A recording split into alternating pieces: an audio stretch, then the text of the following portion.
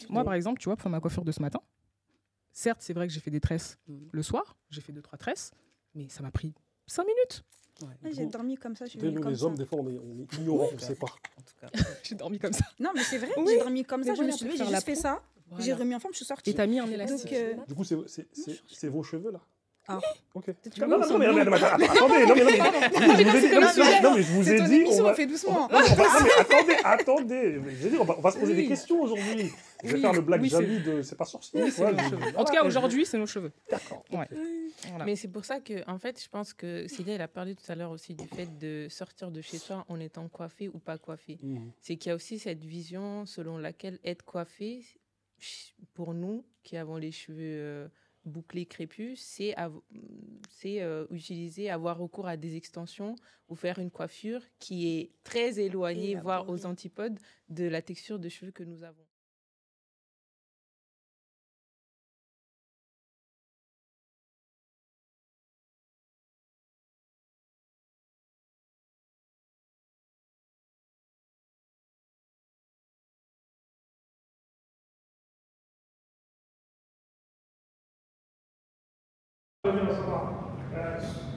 Pour vous, qu'est-ce que la réussite? C'est l'argent ou l'amour? Là, c'est vous. Donc, l'amour, c'est ici. Les deux, c'est ici. Et l'argent, c'est ici. Là, c'est de l'amour. C'est tout là. Parce que déjà, l'argent, quand on dit argent, c'est la réussite, c'est dans les études. Par exemple, moi, je veux devenir avocat. Bah, j'espère que je deviendrai un avocat. Quand, par exemple, dans les études, et puis dans l'amour, j'aurais dit rendre fier ses parents et fier toute sa famille. Et surtout.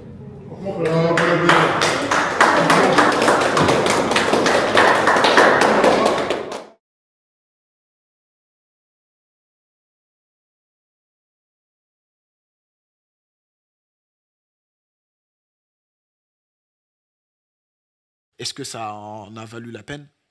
Je pense pas. Mais toi, cette conscience, tu l'as eue parce que t'es passé par là. On est d'accord? Ouais. Tu prends un jeune qui est dans les RICS et tu lui poses des questions, etc. Disons-nous les choses, c'est ça une question en plus. Hey, t'as vu les RICS? Déjà, j'en ai marre de prendre la parole sur les RICS, tu vois ou pas. Pour moi, c'est un truc qui mène à rien et qui mènera jamais à rien.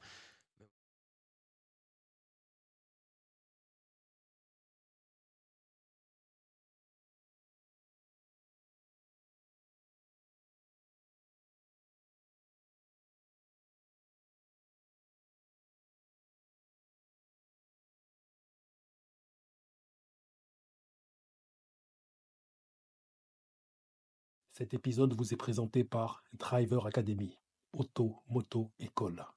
Un établissement sérieux, une équipe pédagogique au top et un service administratif compétent. Driver Academy, auto, moto, école. Pour toute demande de collaboration, contactez-nous. plancomptemusique91@gmail.com 07 49 19 52 42.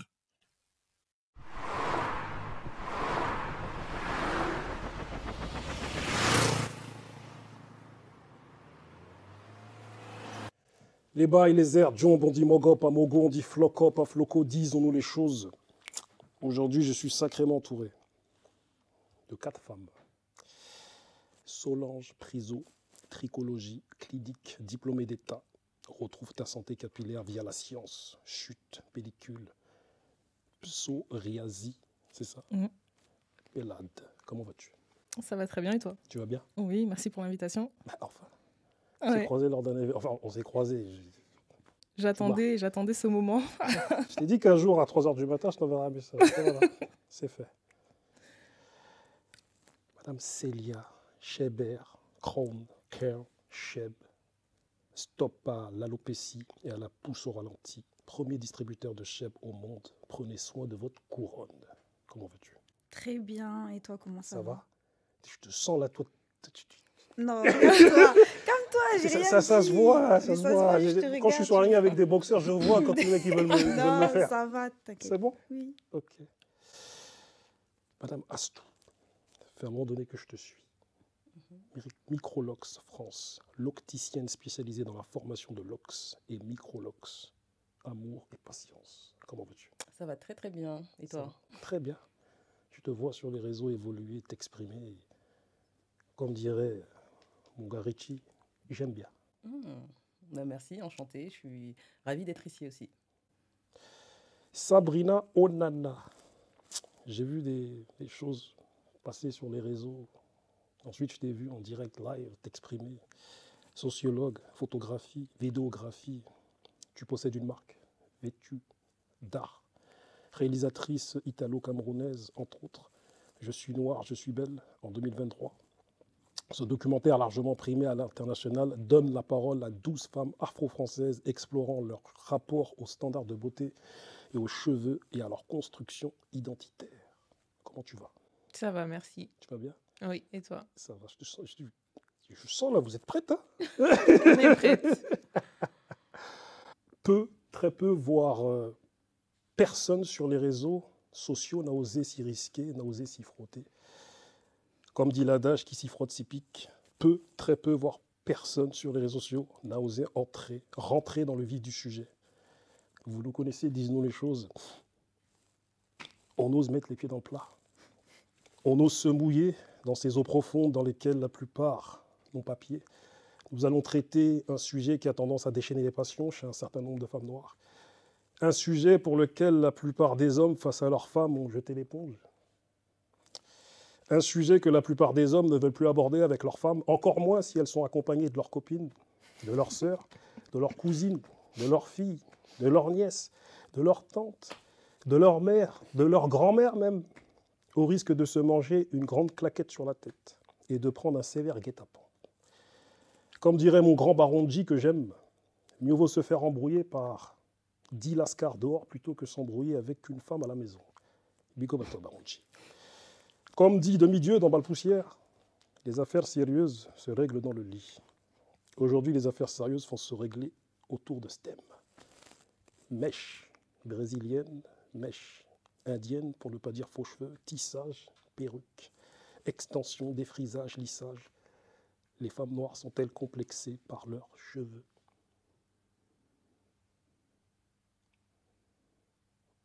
J'aime ce mot. On doit répondre là? Qui veut prendre la parole? Ouais, bah, je vais commencer. Je vais te parler de ce que je connais déjà. Donc, bah, moi, c'est Solange. J'ai 35 ans, je suis maman de 2 enfants. Et j'ai porté mes cheveux défrisés pendant des années. J'ai commencé à l'âge de 6 ans, comme beaucoup de femmes noires. Et j'ai arrêté près de 20 ans après. Tout simplement parce que je me suis dit déjà que c'était important d'accepter mes cheveux naturels, de me reconnecter avec tout simplement mon identité. Et surtout, tout simplement parce qu'on sait que dans le défrisage, il y a énormément de choses nocives, comme tout ce qui est formol, etc. Et que ça crée énormément de problématiques, que ce soit neurologiques, hormonales, etc. Et je pense sincèrement aujourd'hui qu'il y a plusieurs catégories de femmes noires, en tout cas par rapport à l'acceptation des cheveux naturels. Par rapport aussi à mon travail, je le vois au quotidien. Donc, la première catégorie, c'est celles qui veulent accepter leurs cheveux, donc qui n'ont aucun problème avec ça. La deuxième, c'est celles qui se mentent à elles-mêmes. C'est-à-dire que tu as beaucoup de femmes afro aujourd'hui qui vont porter des extensions et tout simplement, encore une fois, c'est pas un jugement, hein, dans le sens où nos parents, ils avaient d'autres codes, en fait. Donc, comme j'ai pu grandir avec le défrisage, t'en as qui ont grandi uniquement avec des extensions ou autres. Voilà, parce qu'on n'a connu que ça. Mais tu as beaucoup de femmes afro, je pense, qui se mentent et qui pensent accepter leurs cheveux naturels, mais qu'une fois qu'elles se regardent dans le miroir, elles se trouvent moches, tout simplement. Ou elles vont pas se trouver coiffées, elles ne se trouvent pas coiffées, tout simplement. Et après, tu as une autre catégorie de femmes. Donc là, on va plus parler de maladies capillaires. Donc ça, c'est ce que je traite au quotidien, les anomalies capillaires. Tu as des femmes aujourd'hui qui peuvent avoir des trous sur la tête et qui ne savent pas comment régler la situation et qui vont justement se tourner vers des extensions, des perruques, etc. Donc ça, c'est une autre catégorie de femmes. Voilà. Mais c'est vrai qu'aujourd'hui, je pense que c'est important d'accepter ses cheveux naturels, de se reconnecter avec son identité, au même titre que quand tu te décapes la peau, tu vois. Si aujourd'hui, tu n'es pas à l'aise avec ta peau noire, tes cheveux crépus, je pense que c'est quand même aussi un problème. Donc, on a la chance aujourd'hui de changer de coiffure comme on veut. Des perruques, des mèches, faire des colorations, etc. Mais, encore une fois, c'est important d'accepter ses cheveux naturels et de se trouver belle quand on se regarde dans le miroir. Voilà. Célia. Donc, sur la question, est-ce que les femmes noires sont complexées par leurs cheveux? Pareil, je dirais qu'en fait, il y a plusieurs catégories. Il y a des personnes qui sont clairement complexées par leurs cheveux. Par exemple, je sais que quand moi, j'étais plus jeune, sachant que pour ma part, moi, j'ai toujours aimé mes cheveux, mais ils étaient dans un mauvais état. Et je voyais en fait qu'on avait l'habitude, lorsqu'on faisait par exemple tout ce qui était tissage à l'époque, il n'y avait pas encore les belles perruques comme aujourd'hui. La pépé. Oui, parce que ça a évolué. Hein. Les gens qui mettent des perruques aujourd'hui, ce n'est pas les perruques qu'il y avait hier. Faut en parler. Ça tient moins chaud Non, en fait, avant, tu sais, il y a des filets. Enfin, aujourd'hui, il y a des filets et tout. Mais à l'époque, du coup, c'était tissage. Et je me souviens qu'en fait, tu faisais ton tissage. Tu retirais ton tissage, tu faisais un shampoing, tu allais directement chez le coiffeur. Tant que tu n'étais pas coiffé, tu ne ressortais pas, en fait. Et il y a beaucoup de personnes qui vivent encore comme ça aujourd'hui. C'est dans le sens où si tu n'as pas ta perruque, si tu n'es pas coiffé, tu ne sors pas. Parce qu'en fait, dès qu'elle se regarde, comme Solange disait, en fait, tu n'aimes pas ce que tu vois dans le miroir. Tu n'es pas coiffé, tu ne sais pas comment te coiffer, tu ne sais pas comment en prendre soin. Et même si c'était le cas, tu n'aimes pas ce que tu vois. Donc, des personnes qui sont réellement complexées par leurs cheveux, bien sûr, il y en a. Après, il va y avoir les personnes qui ont des maladies telles que tout ce qui va être alopécie, pelade, etc., qui vont trouver des alternatives. Mais ça aussi, c'est un super bon sujet parce qu'en fait, il y a des personnes que j'ai pu rencontrer justement qui avaient ce problème-là. Et je me rappelle, c'était à l'Assemblée nationale et je parlais de ce sujet-là. Et elle me dit, oui, du coup, moi, je porte des perruques parce que j'ai des problèmes. Ouais. Ok, mais tu portes quelles perruques? Des perruques lisses ou des perruques avec ta texture naturelle? Parce que le problème, c'est pas la perruque en soi. Le problème, c'est la texture. Exactement. Donc, déjà, revenons-en aux bases. Dans ce cas, si tu as les cheveux crépus et que tu as des problèmes de pelade et d'alopécie, tu mets des perruques, pourquoi ne mets-tu pas une perruque crépue dans ce cas-là? Donc, en fait, il est là le sujet. Donc, encore une fois, pour moi, en fait, c'est même pas forcément une histoire de vrai ou de faux cheveux. C'est toi, comment tu vis avec ta propre texture. Et donc, il va y avoir donc, ces femmes qui ont des problèmes capillaires et qui vont mettre donc des perruques à leur texture et d'autres qui vont mettre que des perruques lisses. Et il y a aussi les femmes qui donc aiment leurs cheveux et qui ne savent pas s'en occuper. Et en fait, j'avais rencontré une femme qui était super intéressante. Elle m'avait dit, à un moment, il y avait eu le mouvement Nappy, vous vous souvenez, en 2017. Et en fait, elle dit qu'elle ne se sent pas Nappy, mais elle se sent hungry. Ça veut dire donc haine naturelle, mais hungry, donc énervée, en fait. Dans le sens où elle a envie d'être naturelle, mais elle n'est pas happy parce qu'elle ne sait pas comment faire en fait, pour prendre soin de ses cheveux. Donc, du coup, c'est la catégorie des femmes qui sont sous braid H24. Tout le temps sous braid. C'est-à-dire cheveux naturels, afro, elles ne peuvent pas ou elles savent pas. Mais elles ont cette volonté. Donc là, on ne peut pas parler forcément de complexe, mais juste de manque d'éducation et que je pense qu'avec le temps, ça va aller. Et puis, il y a les femmes, bien sûr, qui aiment leurs cheveux, qui savent s'en occuper. Et heureusement, il y en a de plus en plus aujourd'hui. Aujourd'hui, on va... Oui, Jamie, là. Jamie qui avait les émissions C'est pas sorcier. Ouais. Je vous demande à chaque fois des définitions. Parce qu'il y a plein de gens qui ne savent pas qu'est-ce que c'est que des braids. Alors, des braids, ça va être c'est des nattes. On va utiliser du coup des faux cheveux, qui sont d'ailleurs des extensions, en effet, des faux cheveux qui sont toxiques. On en parle encore de plus en plus aujourd'hui, donc c'est bien, on commence vraiment à aller profondément dans les sujets en ce moment. Mais voilà, c'est aussi des textures qui sont très toxiques, mais qui font en tout cas partie de notre culture afro. Les braids, c'est très important pour nous.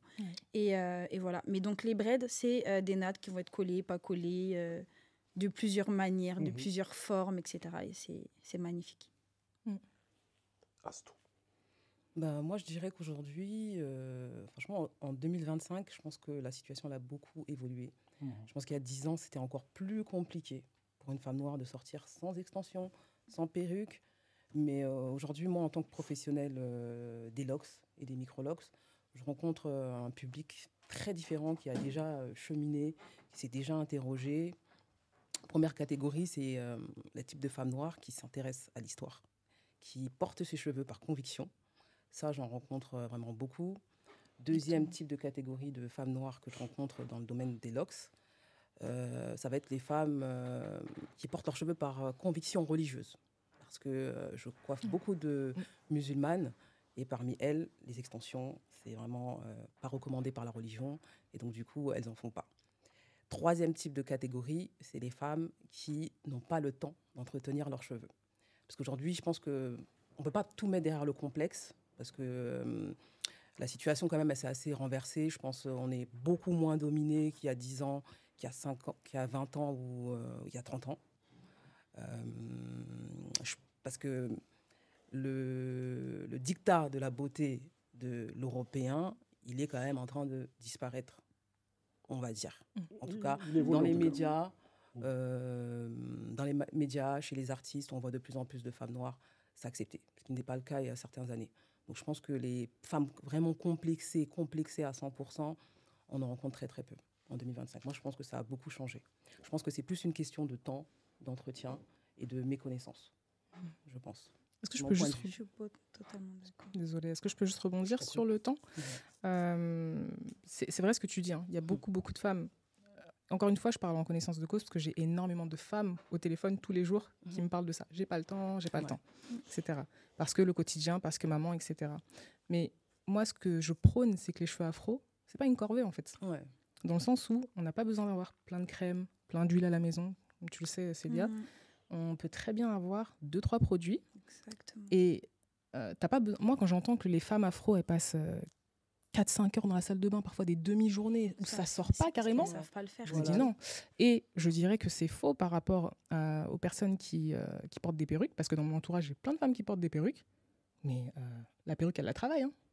Voilà, exactement. À l'époque où je portais des perruques, il fallait voir le temps que je passais à les travailler, à les nettoyer. En plus, tu dois laver tes cheveux à toi et tu dois laver ta perruque. Tu dois sécher les deux, tu dois prendre soin des deux. Donc en plus, c'est plus de temps. Donc le temps de la colorer et de faire des choses comme ça. Et même au quotidien, quand elle la porte, elle la pose pas comme ça. Ça la travaille. Bien évidemment. La perruque est une autre personne. Moi, je pense que tu prends le bouclier. Je suis d'accord avec toi. Je pense qu'on prend le temps quand on apprécie quelque chose. Exactement. Quand on n'apprécie pas quelque chose, on ne lui donne pas de temps. Et ça, c'est honorable. Mais ce temps-là, justement... Je pense que c'est une question de valeur. Quelle valeur tu donnes à ton cheveu? Exactement. Plus tu vas lui donner de la valeur, plus tu vas lui accorder du temps.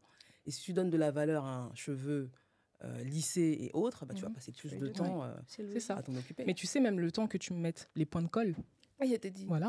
Non, mais c'est vrai, c'est 10-15 minutes. Moi, par exemple, tu vois, pour ma coiffure de ce matin, certes, c'est vrai que j'ai fait des tresses le soir, j'ai fait 2-3 tresses, mais ça m'a pris 5 minutes. J'ai dormi comme ça. Nous, les hommes, des fois, on est ignorants, on ne sait pas. En tout cas, j'ai dormi comme ça. Non, mais c'est vrai, j'ai dormi comme ça. Je me suis levée, j'ai juste fait ça. J'ai remis en forme, je suis sortie. Et t'as mis un élastique. Du coup, c'est vos cheveux, là? Ah, ok. Non, mais attendez, je vous ai dit. On fait doucement. Attendez. Je veux dire, on va se poser des questions aujourd'hui. Je vais faire le Black Jamie de C'est pas sorcier. En tout cas, aujourd'hui, c'est nos cheveux. D'accord. Voilà.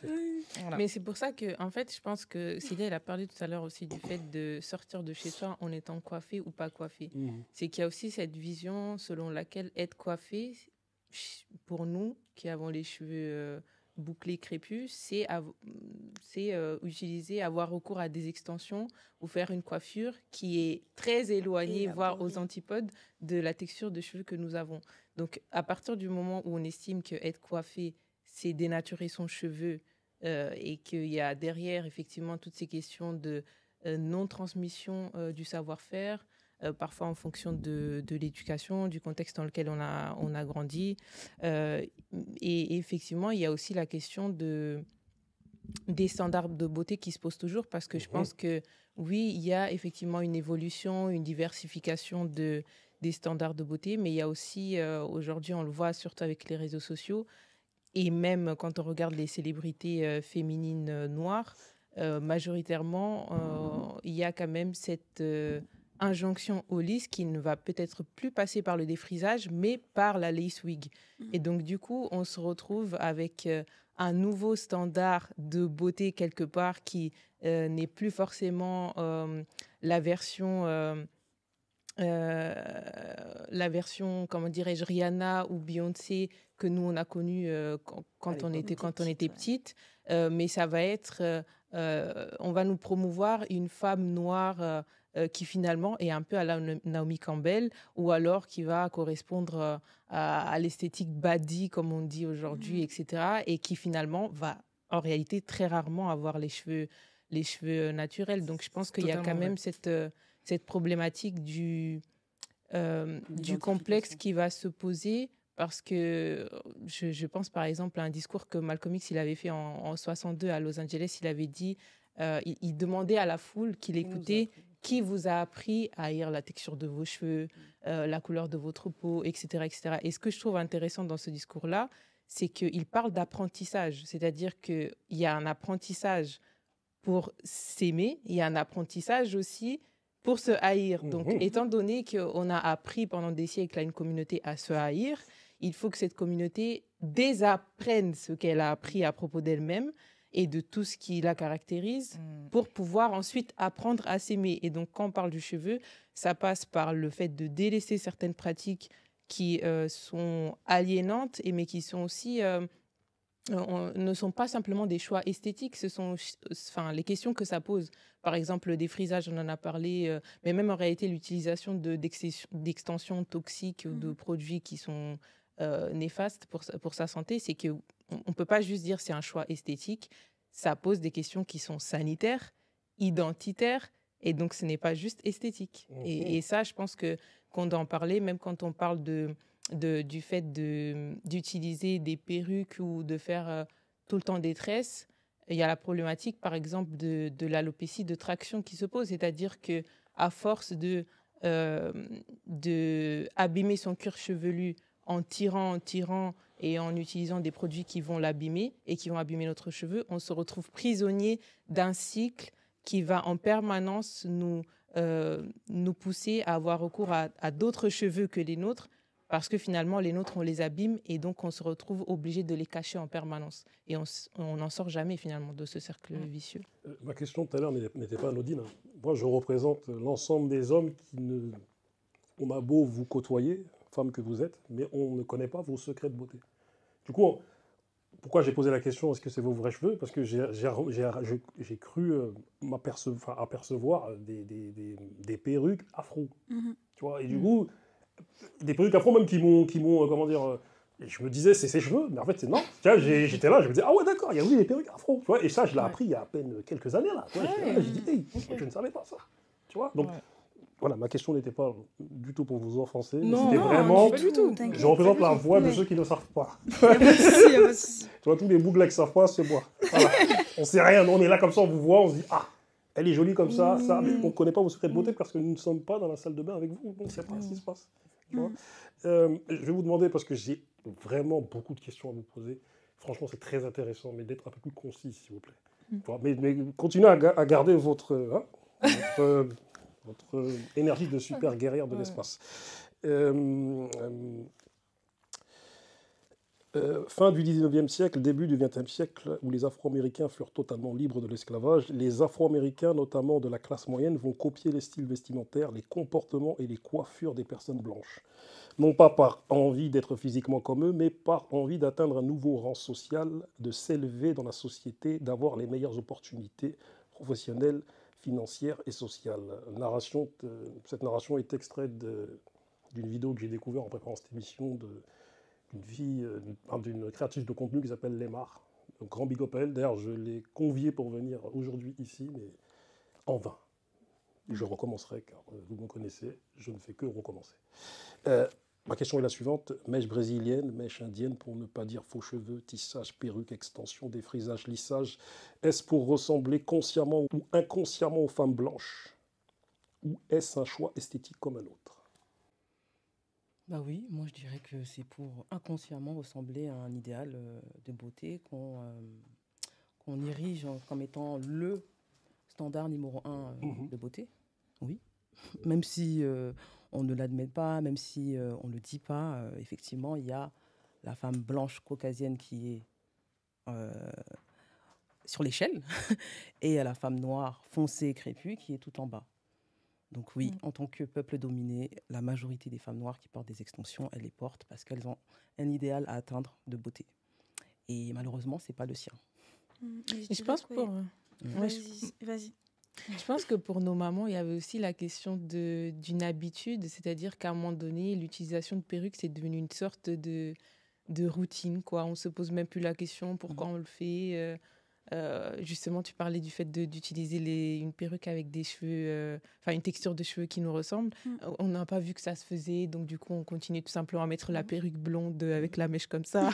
Je pense qu'il y a aussi cette question-là qui se pose. Et je pense aussi, pareil, pour la question du défrisage, il y a eu cette transmission du faux cheveux ou du défrisage, etc., qui a fait qu'au lieu de se concentrer sur comment traiter nos cheveux et transmettre ce savoir-faire et cet amour du cheveu afro, de génération en génération, on a transmis cette sorte d'aliénation qui, en plus, du coup, avec les pressions extérieures, publicitaires, des modèles... Clips, exactement. les mannequins, les acteurs. Exactement. Tout est fait pour qu'on nous fasse comprendre indirectement qu'il faut être comme ça. Oui, c'est ça. Simplement. Moi, je pense clairement que c'est pour, peut-être pas majoritairement, mais en tout cas pour mieux passer. Tu vois, moi, c'est vraiment le mieux passer. Parce que, comme je disais, j'ai longtemps défrisé mes cheveux. Je le faisais tout simplement pour mieux passer, que ce soit au lycée, au collège, même pour les entretiens d'embauche, tu vois. Et après, par la suite, c'est moi qui ai imposé mon afro. J'allais directement aux entretiens avec mon afro pour leur montrer que... Est-ce qu'on passe vraiment mieux avec des cheveux plats lissés? Ah, je t'assure que oui. Bien sûr. Ici en France, oui, bien sûr ça qu'on passe mieux. Tu fais le comparatif, mais bien sûr. Mais même avec tes cheveux naturels, là, tout de suite, tu fais un chignon plaqué. Tout de suite, là, en étant comme passe ça, je mieux. sais très bien que on va pas me traiter pareil. C'est triste à dire, hein. C'est triste à dire, mais t'as pas porté tes cheveux afro, toi Cheveux défrisés? Non, à l'époque, t'as tes jamais- cheveux Afro, afro, même si, avant les très, locks. très beaucoup. Si. Et moi, c'était pas les blancs Ok. qui m'attaquaient, c'était plus les noirs. Ah oui, Qui me disaient, moi aussi, alors, Elle nous moi fait aussi, honte dans le métro. Moi, j'ai toujours Ah été ouais très fière. Depuis il y a 15 ans en arrière, oui, Ouais. j'avais mon afro, c'était les noirs qui se Ouais. foutaient de moi. Mais moi, en tout cas, je pense que c'est vraiment pour mieux passer. Mais après, pour reprendre à la question, c'est vraiment, oui, inconscient. Parce C'est que moi, en tout inconscient. cas, quand j'étais jeune, donc j'ai adoré déjà mes cheveux afro, j'ai toujours adoré mes cheveux. Quand j'ai fait mon premier défrisage, c'était pour ressembler à ma grande sœur qui faisait des défrisages, déjà. Et après, quand je mettais des perruques, etc., j'ai jamais voulu ressembler à une personne blanche. Je voulais toujours ressembler à des personnes noires qui mettaient des cheveux lisses. Donc moi, je voulais ressembler à Beyoncé. Je voulais pas ressembler à... tout ça. Voilà. Donc en fait, moi, c'était Cassie, c'était toutes ces filles-là à qui je voulais ressembler. Donc je voulais pas ressembler à une personne Sauf que- blanche. Sauf que Donc Cassie, en fait, oui, non, mais en fait, c'est là en fait qu'on voit le vice. Oui. Parce que les personnes qui font ces femmes-là faire ça, elles savent l'impact que ça va avoir sur nous. Parce que nous, on veut pas ressembler aux blancs, en fait. On veut ressembler à des femmes noires qui sont en tout cas jolies aux yeux de la société. Les femmes noires qui réussissent dans la société en général à la télé, comme on dit dans les clips, dans les pubs. Pareil aussi, qui vont aussi être, on va dire aussi attirantes d'un point de vue aussi pareil, entertainment toujours. En fait, ça, ces femmes-là qu'on veut ressembler. J'ai jamais voulu ressembler à une femme blanche, même qui était à la mode. Je sais pas, il y avait Laurie à l'époque quand j'étais jeune. J'ai jamais voulu ressembler à Laurie, alors que je me rappelle quand j'étais petite, moi je l'aimais bien. J'ai jamais essayé de ressembler à Laurie. Par Tu contre, voulais de pas que ça Beyoncé, Rihanna, j'ai toujours Tu voulu. voulais tu pas que vois. ça soit ta meilleure amie? Bah, pourquoi pas, tu vois. À l'époque, pourquoi pas, tu vois. Mais c'est une réalité. Je pense pas que... je pense pas en tant que personne qui aimait ces choses. C'est pour ça que j'insiste, parce que je l'ai fait alors que je m'aimais, en fait. C'est ça le truc, c'est qu'en tant que femme noire, j'aimais ma culture et j'aimais mon cheveu afro. Pourquoi je l'ai fait? Parce que je voulais ressembler à ces autres femmes noires qui, à mes yeux, étaient puissantes. Pour moi, Beyoncé, c'était une femme puissante, qui s'assumait telle qu'elle était. Je ne le voyais pas en mode, elle met des cheveux blonds et lisses parce qu'elle a un complexe. La fille, elle est là, elle fait ses spectacles. Tu vois, elle représente aussi quand même une femme forte, charismatique et tout. Tu te dis, donc, si tu veux atteindre, entre guillemets, ce niveau-là, bah, peut-être qu'il faut aller vers ce qu'elle tend. Et tu te rends compte après, en grandissant, qu'au final, bah, qu'elle-même, au final, elle est aliénée.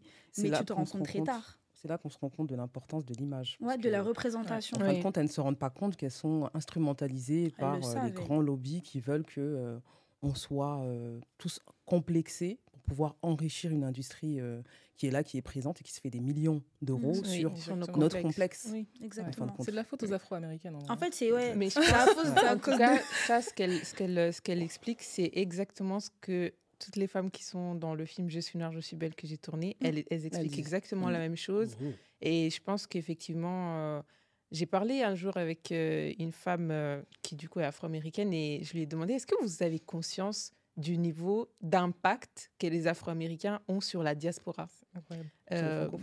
Du fait de la puissance aussi du soft power américain et de tout cet appareil qui est en place avec l'industrie cinématographique, etc., musicale, et toute cette machine à produire des célébrités qui est propre à la société américaine, mais bon, qui est aussi généralisée aujourd'hui. Et elle me disait, non, nous, on est juste nous, on ne s'en rend pas compte, mais... Et effectivement, oui, ils ne s'imaginent pas que avec le niveau d'influence qu'ils ont, il y a aussi une part de responsabilité s'il y a des choses qui continuent d'être vendues, par exemple, et qui, en l'occurrence, détruisent la santé des gens. Et si on en fait la promotion, je pense par exemple à Black China qui avait fait la promotion de produits éclaircissants. Voilà, c'est compliqué. Pour agrémenter vos propos, les personnes noires au teint clair et aux cheveux non crépus jouissaient dans les États les plus libéraux d'un certain privilège dû à leur apparence, et ils n'ont pas hésité à perpétuer ce privilège en créant une sorte d'élite, c'est aux États-Unis, au sein de la communauté afro-américaine. Ce qui conduira par exemple en 1790 à la création du Brown Fellowship Society, une organisation créée par 5 hommes noirs à la peau claire mettant en place un cimetière réservé aux personnes noires à la peau claire. À cette époque, certaines personnes noires à la peau claire ressemblaient tellement à des blancs qu'ils ont décidé d'user de ce que l'on appelle l'usurpation raciale ou encore le passing en anglais. C'est-à-dire qu'ils ont complètement renié le fait qu'ils étaient afro-américains pour se considérer comme étant 100% blancs. Qu'est-ce que ça vous évoque tout ça? Déjà, j'ai appris une volonté de... Franchement, je découvre. D'un point de vue du cimetière, ça c'est grave. Mais c'est tout simplement une volonté de jouir, d'avoir accès, de convoiter les privilèges qui sont réservés à l'élite et être prêt à renier ce qu'on est pour y avoir accès. Ça revient à ce que je disais juste avant avec les cheveux. En fait, c'est les artistes quand, en fait, ils jouissent pareil d'une facilité dans la vie. Ils ont accès à des choses dont nous on n'aura peut-être jamais accès.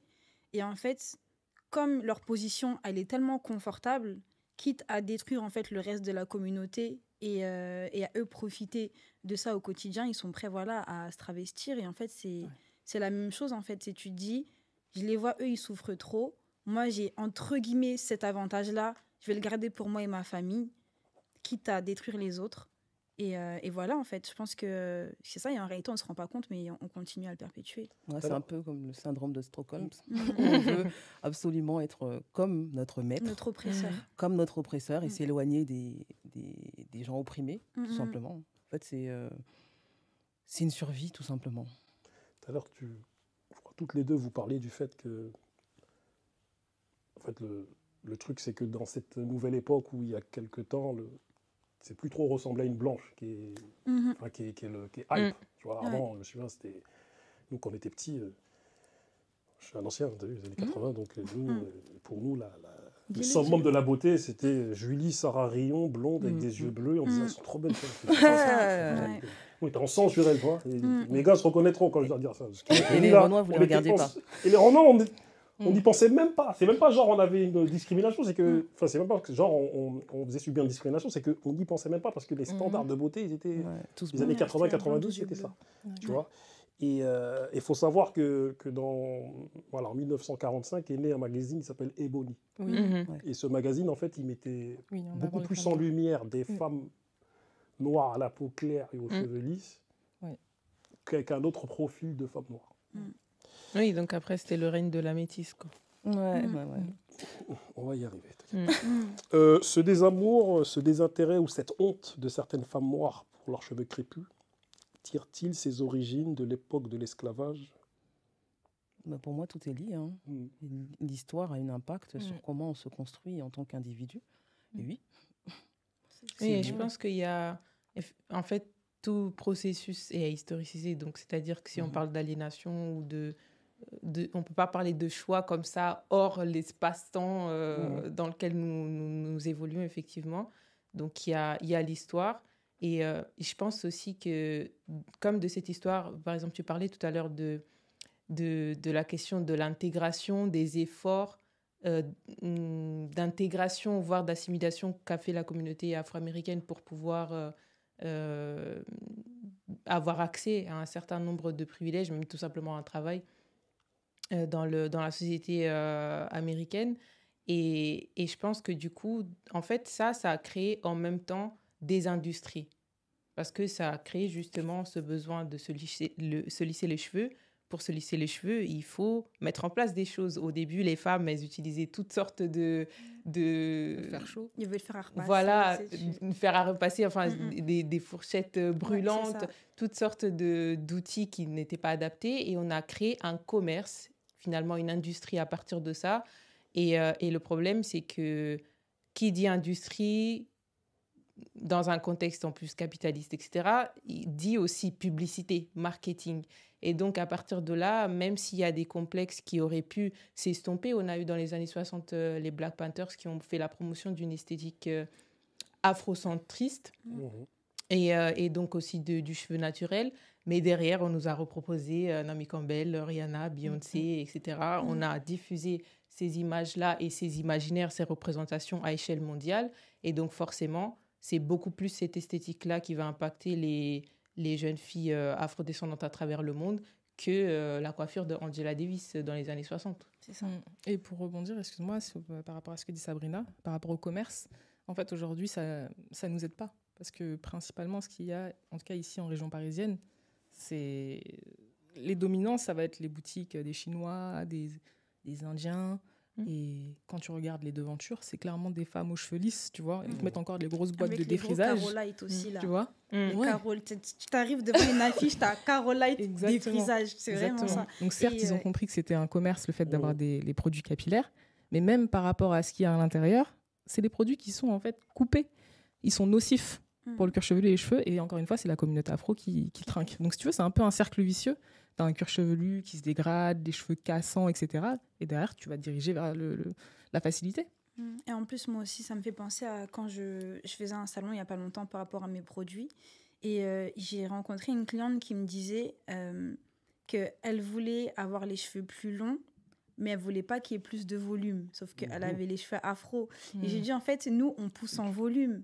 Et elle me disait que, en fait, elle n'a pas voulu prendre mon produit parce que du coup, moi, mon produit, il apporte du volume. Et elle m'a dit, non, je ne veux pas de volume. Je veux prendre en longueur, mais pas en volume. J'ai dit, mais ce n'est pas possible. Elle va avoir l'afro plat, quoi. Ouais, enfin, je ne sais pas ce qu'elle veut. En fait, je ne sais pas ce qu'elle veut, mais justement, en fait, c'est ça. En fait, même dans notre tête, c'est compliqué parce que tu dis, je veux être... je veux même le fait de courir toujours vers la longueur, déjà. Parce que nous, en fait, on pousse en volume. Voilà, en volume. On pousse en volume. Et ça fait que, même pour les produits capillaires, du coup, afro-naturels, au final, même si nos produits fonctionnent, les gens, ils ne sont pas satisfaits au final parce que ce n'est pas ce qu'ils veulent. Même on me disait que oui, depuis que j'utilise votre produit, mes cheveux, ils shrinkent plus. C'est parce qu'ils sont en meilleure santé, en fait. Exactement. C'est parce qu'ils vont mieux. Oui, mais du coup, avant, ils étaient plus étirés. Ouais, mais en fait, c'est qu'avant, ils s'étaient abîmés. Et donc, en fait, c'est ça le problème aussi, c'est que même après, en tant que marque, parce que tu te dis, tu fais quoi, en fait? Enfin, moi, je sais que je vais rester sur ma lignée parce que j'ai ma mission. Mais si jamais tu es vraiment quelqu'un qui fait vraiment ça que pour l'argent, vaut mieux de vendre des produits, au final, qui vont un petit peu dénaturer. Parce que j'avais vu à un moment, il y avait quelqu'un qui vendait des crèmes et qui avait mis peut-être, j'abuse, mais peut-être 1% de produits défrisants dans le produit. Donc, ça veut dire que les cheveux étaient à chaque fois un tout petit peu moins crépus. Donc, les gens, ils adoraient. Ouais. Ça souffle un peu les cheveux, quoi. Mais au final... Donc, en fait, c'est ça. Il y a vraiment un peu cette schizophrénie, tu vois. Genre, je veux, mais je veux pas, en fait. Tout est une question de mindset, je pense. Tout est dans la tête. Parce que ce dont tu parles existait déjà dans les années 60. Tout à l'heure, tu parlais du phénomène de l'afro emmené par le mouvement des droits civiques et les Black Panthers et autres. Il y avait déjà des produits où ils mettaient un peu de défrisant. C'est ça, mais tu te dis en fait, un peu plus souple. Justement, il s'est passé plusieurs générations depuis et ça continue en fait. Et c'est ça qui est fou. Ça veut dire que tu vois qu'on évolue, bien sûr, mais ça reste encore une minorité. Et je pense que ça se voit aussi dans la promotion ou la manière dont on illustre le mouvement Napi, c'est-à-dire que quand on voit des personnes ou des marques qui vont à longueur de temps faire la promotion du naturel et de la beauté naturelle et du cheveu afro, mais en mettant tout le temps des personnes qui me ressemblent moi ou des personnes qui ont ma texture de cheveux, je suis désolée, je ne suis pas représentative. Donc, je ne dis pas que je ne suis pas concernée aussi, parce qu'effectivement, j'ai grandi aussi en voulant lisser tout le temps mes cheveux. Je n'ai pas aimé mes cheveux en grandissant. Voilà, je suis afrodescendante, mais on est toujours en train de dire, OK, ce n'est plus le lisse, mais c'est le bouclé. Donc, du coup, toutes les femmes afro qui vont voir cette mise en avant du bouclé vont se dire, eh ben, il nous faut le boucler. C'est ça. Et le boucler, il peut aussi pousser en longueur et pas forcément en volume. Et donc, du coup, on va finalement convoiter cette texture de cheveux et se dire qu'on doit tout mettre en place, je sais pas, des bigoudis, toutes sortes de Il y a des choses. permanentes frisées maintenant. Voilà, Et pour les femmes qui ont essayer les cheveux crépus font ça. de nous rapprocher non plus de la femme blanche, mais de la femme métisse. Métisse, Donc, on n'en sort plus, en fait, finalement. Ou soit ça va être ça, excuse-moi, soit ça va être ça, ou moi, il y a un truc vraiment qui me révolte et qui m'énerve. Là, je le dis, ça m'énerve. Dis les termes. Le texturisme. C'est le défilé. Les défilés. Les défilés. Défilé de mode. Les femmes noires. Mm. T'as vu ce qu'elles ont sur la tête? Rien. Ouais. On leur rase les cheveux. À chaque fois, boule à Jamais. Z, natte collée, ou sinon cheveux super Et courts encore comme ça. Et encore natte collée. Mais la plupart du temps, les Oui. femmes noires, elles ont la tête rasée. Ça veut C'est dire que on te laisse même pas, en fait, avec tes propres cheveux. On te fait comprendre que, ah non, ça passe pas, donc on te rase les cheveux. Ouais. Comme à Les femmes, elles l'esclavage. défilent, elles sont fières. Clairement. Tu vois Je t'en prie. Non, c'est tout, en fait. Moi, c'est ça qui me révolte. Puis t'as raison. Pour faire écho à tes propos, Ouais. symbole de beauté, d'identité et de spiritualité, les Européens ont très vite compris, lors de leur venue dans des moments conviviaux, que pour s'accaparer ces territoires et affaiblir les peuples résidents, il fallait aussi s'attaquer à leurs cheveux. Lors de la traite négrière, le rasage des cheveux des esclaves était systématique. C'est ainsi un moyen de dépouiller de leur identité, de les déshumaniser et de les soumettre. De plus, les colons porteurs de standards de beauté eurocentrés ont perçu les esclaves comme des êtres sauvages inférieurs, sales, souvent comparés à des animaux. Et les cheveux crépus étaient utilisés pour renforcer cette image dégradante. Cette déshumanisation constante et les conditions extrêmes dans lesquelles les esclaves devaient travailler poussa certains d'entre eux à haïr leurs propres cheveux.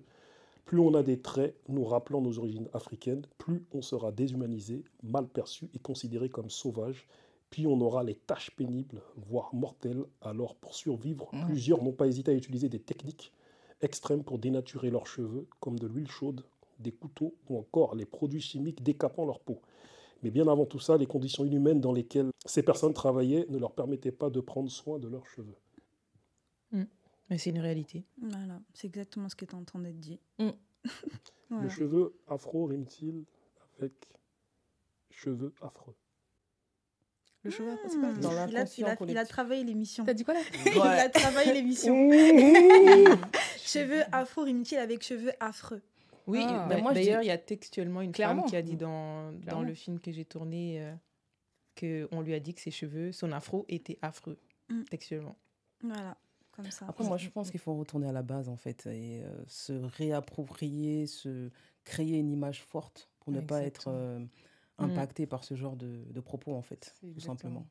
Je pense que on parle de réparation pour l'esclavage, etc., mais il y a la réparation intellectuelle, la réparation mentale qu'on n'a pas effectuée, tout simplement. Je pars du principe aussi, on comprend que le cheveu, c'est vraiment une force puissante. On ne peut pas avoir ce genre de propos. Exactement. Et c'est par là que passent toutes les femmes qui font une transition capillaire. Hein, voilà. Vraiment. Elles changent leur conception, elles changent leur vision, elles changent tout. Exactement. Et c'est pas simple au début, il faut dire la vérité. Hein, parce que moi, pendant longtemps, je me suis trouvée plus jolie avec les cheveux lisses. Je te le dis clairement. Mais j'ai privilégié la santé et puis mon identité, en fait, tout simplement. Et à force de prendre soin de tes cheveux, que tu apprennes à connaître tes cheveux, etc., ben, en fait, naturellement, tu comprends que nos cheveux, c'est une force, comme tu dis. C'est un apprentissage. Il faut désapprendre, tout simplement.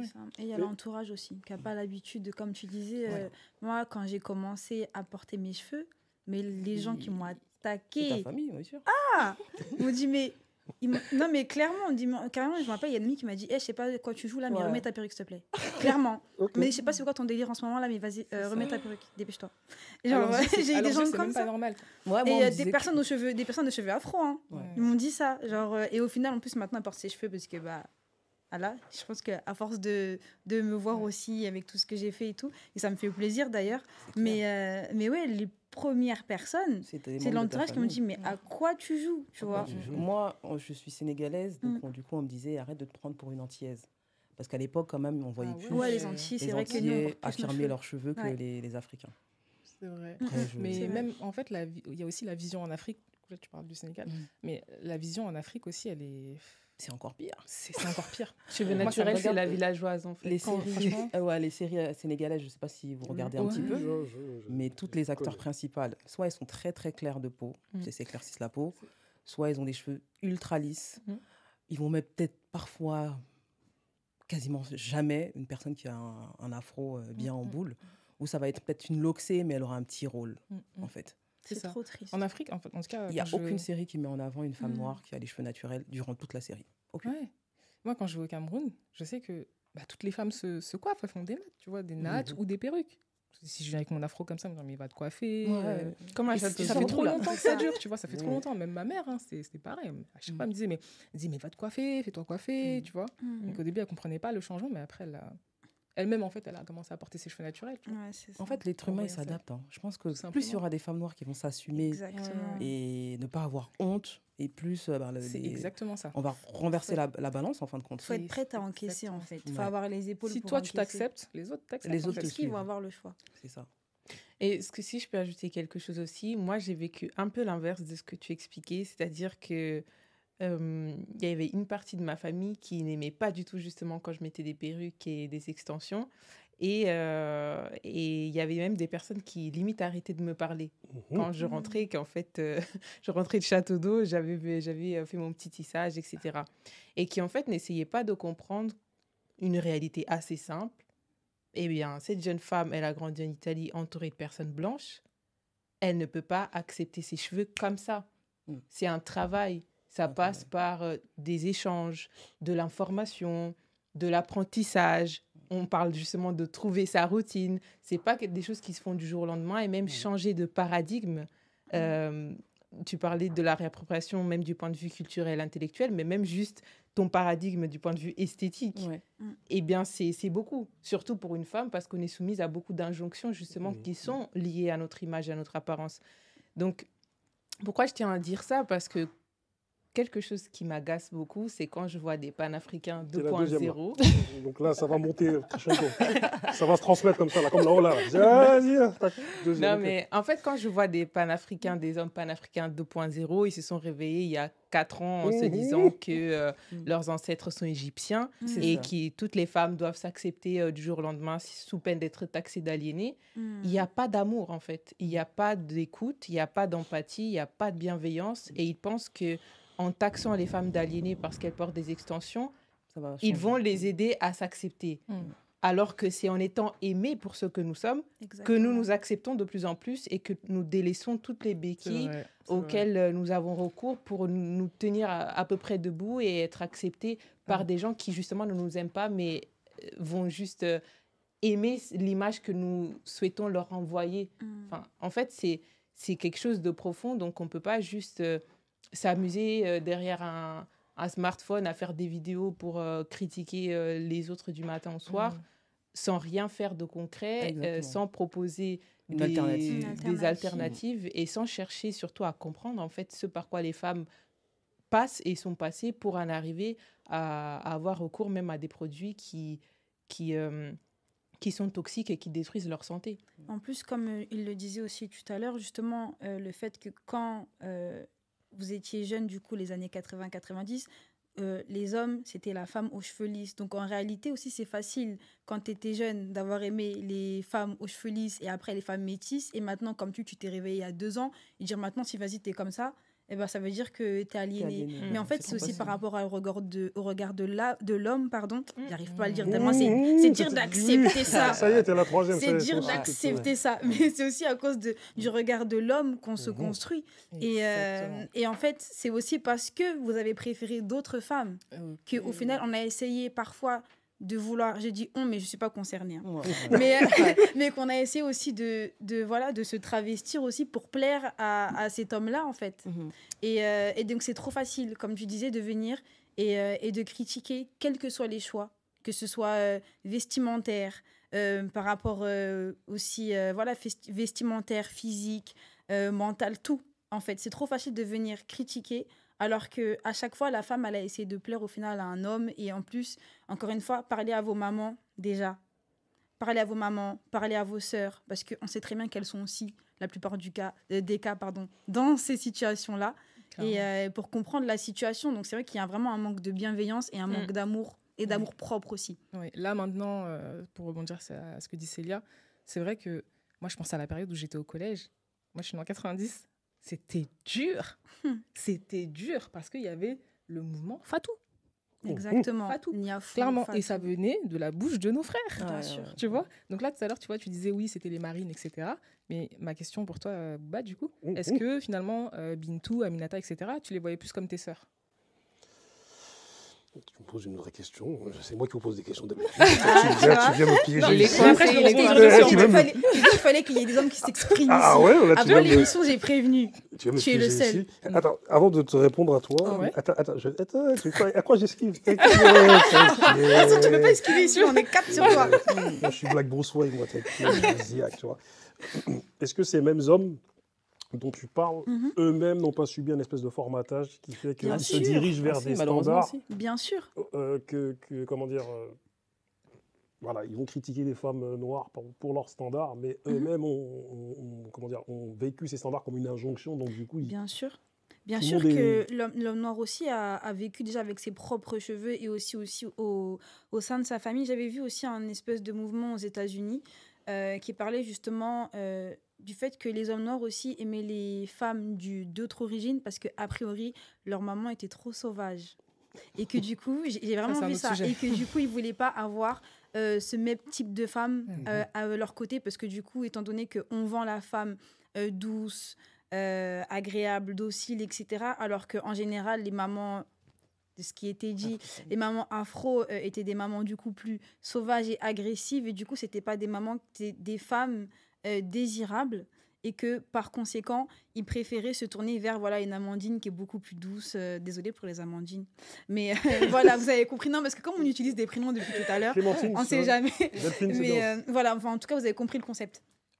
Préférer se tourner en tout cas vers une origine, on va dire, parce qu'il n'y a pas que les femmes blanches d'ailleurs, parce qu'on parle toujours des femmes blanches, mais aussi les femmes asiatiques et autres, mais en tout cas des femmes non noires qui vont être connues pour être plus calmes, plus douces, et pour ne pas avoir des femmes sauvages comme leur mère et leur sœur. Ça, c'est un prochain thème. Ouais, mais ça aussi, c'est un vrai sujet. C'est pour ça que je pense que, comme je disais tout à l'heure aussi avant l'émission, que c'est important d'avoir ces sujets-là avec des personnes concernées, donc aussi avec des hommes et aussi avec des femmes qui portent des perruques et des femmes qui sont qui assument aussi leurs complexes parce que voilà, en fait, qui assument leur complexe. Leur complexe. Après, il y a des femmes qui peuvent dire juste assumer ses complexes. Bien sûr, tu peux assumer le fait. Moi, à un moment, j'étais complexée d'être grande, par exemple. Je peux dire que je suis complexée d'être grande. Donc, je pense qu'il y a des femmes qui peuvent dire, ok, moi, j'avoue, je porte des perruques lisses parce que je veux pas ressembler à une femme blanche, mais en tout cas, je m'aime pas avec mes cheveux afro. Il y a des femmes qui peuvent venir le dire. En tout cas, je sais que moi, je le dis clairement qu'elles sont complexées par leurs cheveux. Bien sûr que tu peux assumer tes complexes en soi. Et après, on est dans une safe place, on discute, etc. Regarde, là, on est en train de défendre les femmes aux cheveux qui mettaient des perruques au final tout à l'heure. Donc, on n'est pas là pour descendre qui que ce soit. Donc, c'est sûr que les hommes aussi ont été formatés, mais voilà qu'on soit en fait dans un langage d'échange, de bienveillance et d'amour, et pas de si t'es comme ça, ça veut dire que t'es comme ça. Parce que vous-même, votre mindset, dans ce cas-là, il a changé. Et encore, il y a une différence aussi entre ce que vous dites et ce que vous faites. Et on va encore parler de ça après. Mais c'est encore un autre sujet. Mais voilà, il y a une différence aussi entre ce que vous dites et ce que vous faites, et ce que vous dites qui est à la mode, et ce que vous pensez réellement dans votre cœur. Parce qu'il y a aussi c'est une réalité. C'est une réalité. Donc, c'est pour ça. Donc, en fait, que chacun soit indulgent et qu'on soit vraiment dans l'échange, la bienveillance et l'amour, on est en train en fait, de se reconstruire. On ne se rend pas compte que, en fait, ça fait pas si longtemps que ça qu'on a vécu tout ce qu'on a vécu. Genre, on ne se rend pas compte, mais voilà, ma grand-mère, donc ça veut dire 3 générations dessus, ils ont vécu tout ce que tu es en train de citer là, en fait. Donc, en réalité, on avance. Il faut l'accepter, ça prendra le temps qu'il faudra, mais déjà, il faut qu'on soit honnête avec nous-mêmes. Moi, je te parlais par rapport au fait qu'à un moment donné, lorsque tu as décidé d'emprunter le fait d'avoir des coupes naturelles, on t'a dit remets ta perruque. Ouais. Et il y a des hommes qui t'ont dit ça, non? Oui. Ou les femmes, voilà. Les deux. L'homme qui t'a dit ça, lui-même, il est conditionné à être orienté vers un standard de beauté. Oui, mais les hommes, ils doivent apprendre un peu à se taire. Oui, non, mais c'est pas une excuse, c'est juste une explication. Je m'explique quand je dis ça. C'est-à-dire que c'est souvent les hommes qui se permettent de faire toutes sortes de commentaires sur l'apparence des femmes. Même quand on était enfant, qui faisait les classifications la plus belle, la plus moche de la classe. En fait, les femmes, de manière générale, elles vont pas se permettre certaines choses que les hommes, eux, ils viennent comme ça avec leurs grands sabots en train de faire des commentaires sur remets ta perruque. Mais toi, tu es qui en fait? Tu es qui? Tu sors d'où?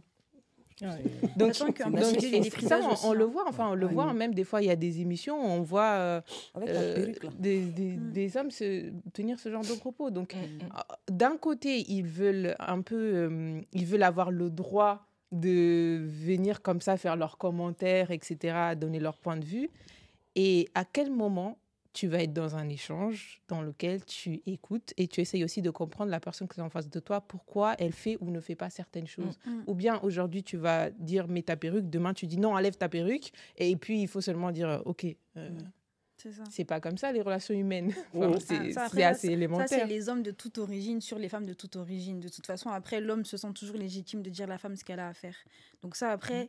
C'est encore aussi un sujet tellement... C'est vaste. Mais ouais, c'est ça. L'homme sur la femme, après... Mais après, pour défendre les hommes, moi, j'ai beaucoup de clientes qui veulent apprendre à connaître leurs cheveux et porter leurs cheveux naturels.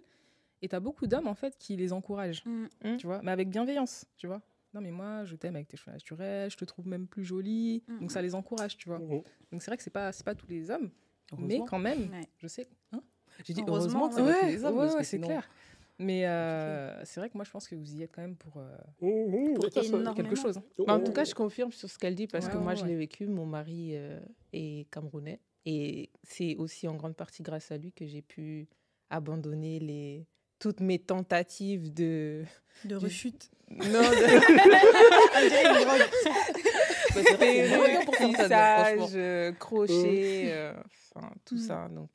Donc les hommes, en fait, ce qui serait bien, c'est qu'ils se rendent compte qu'ils peuvent jouer un rôle positif et qu'ils utilisent cette parole dont ils peuvent avoir conscience de la force, non pas pour détruire, mais pour bâtir les autres. Exactement. Solange, j'aurais pu t'esquiver. Tu sais, voilà, j'aurais pu t'esquiver, mais regarde, t'as vu, regarde, je reviens vers toi. Tu vois, repose-moi. Est-ce que tu peux me... Oui, aujourd'hui, enfin, à l'époque, pour toi, donc tes standards de beauté, c'était Émilie, etc. Oui, c'est ça. Pardon, Julie, Sarah, des caucasiennes, voilà. des caucasiennes, c'est ça? C'est ça. Ok. Est-ce que les africaines ou les personnes noires, tu les voyais plutôt comme tes sœurs ou tes cousines? Enfin, en vérité... Honnêtement. Honnêtement, on se posait pas tant de questions que ça parce que malheureusement, on était dans une sorte d'invisibilisation, tu vois. C'est-à-dire, enfin, en tout cas, on faisait preuve de ça, mais inconsciemment, parce qu'on était des enfants. Moi, je te parle de la primaire. Un peu plus tard. Un peu plus tard. Oui. Un peu plus tard. En fait, au collège, en fait, ce qui s'est passé, moi, je vous dis clairement ce qui s'est passé au collège.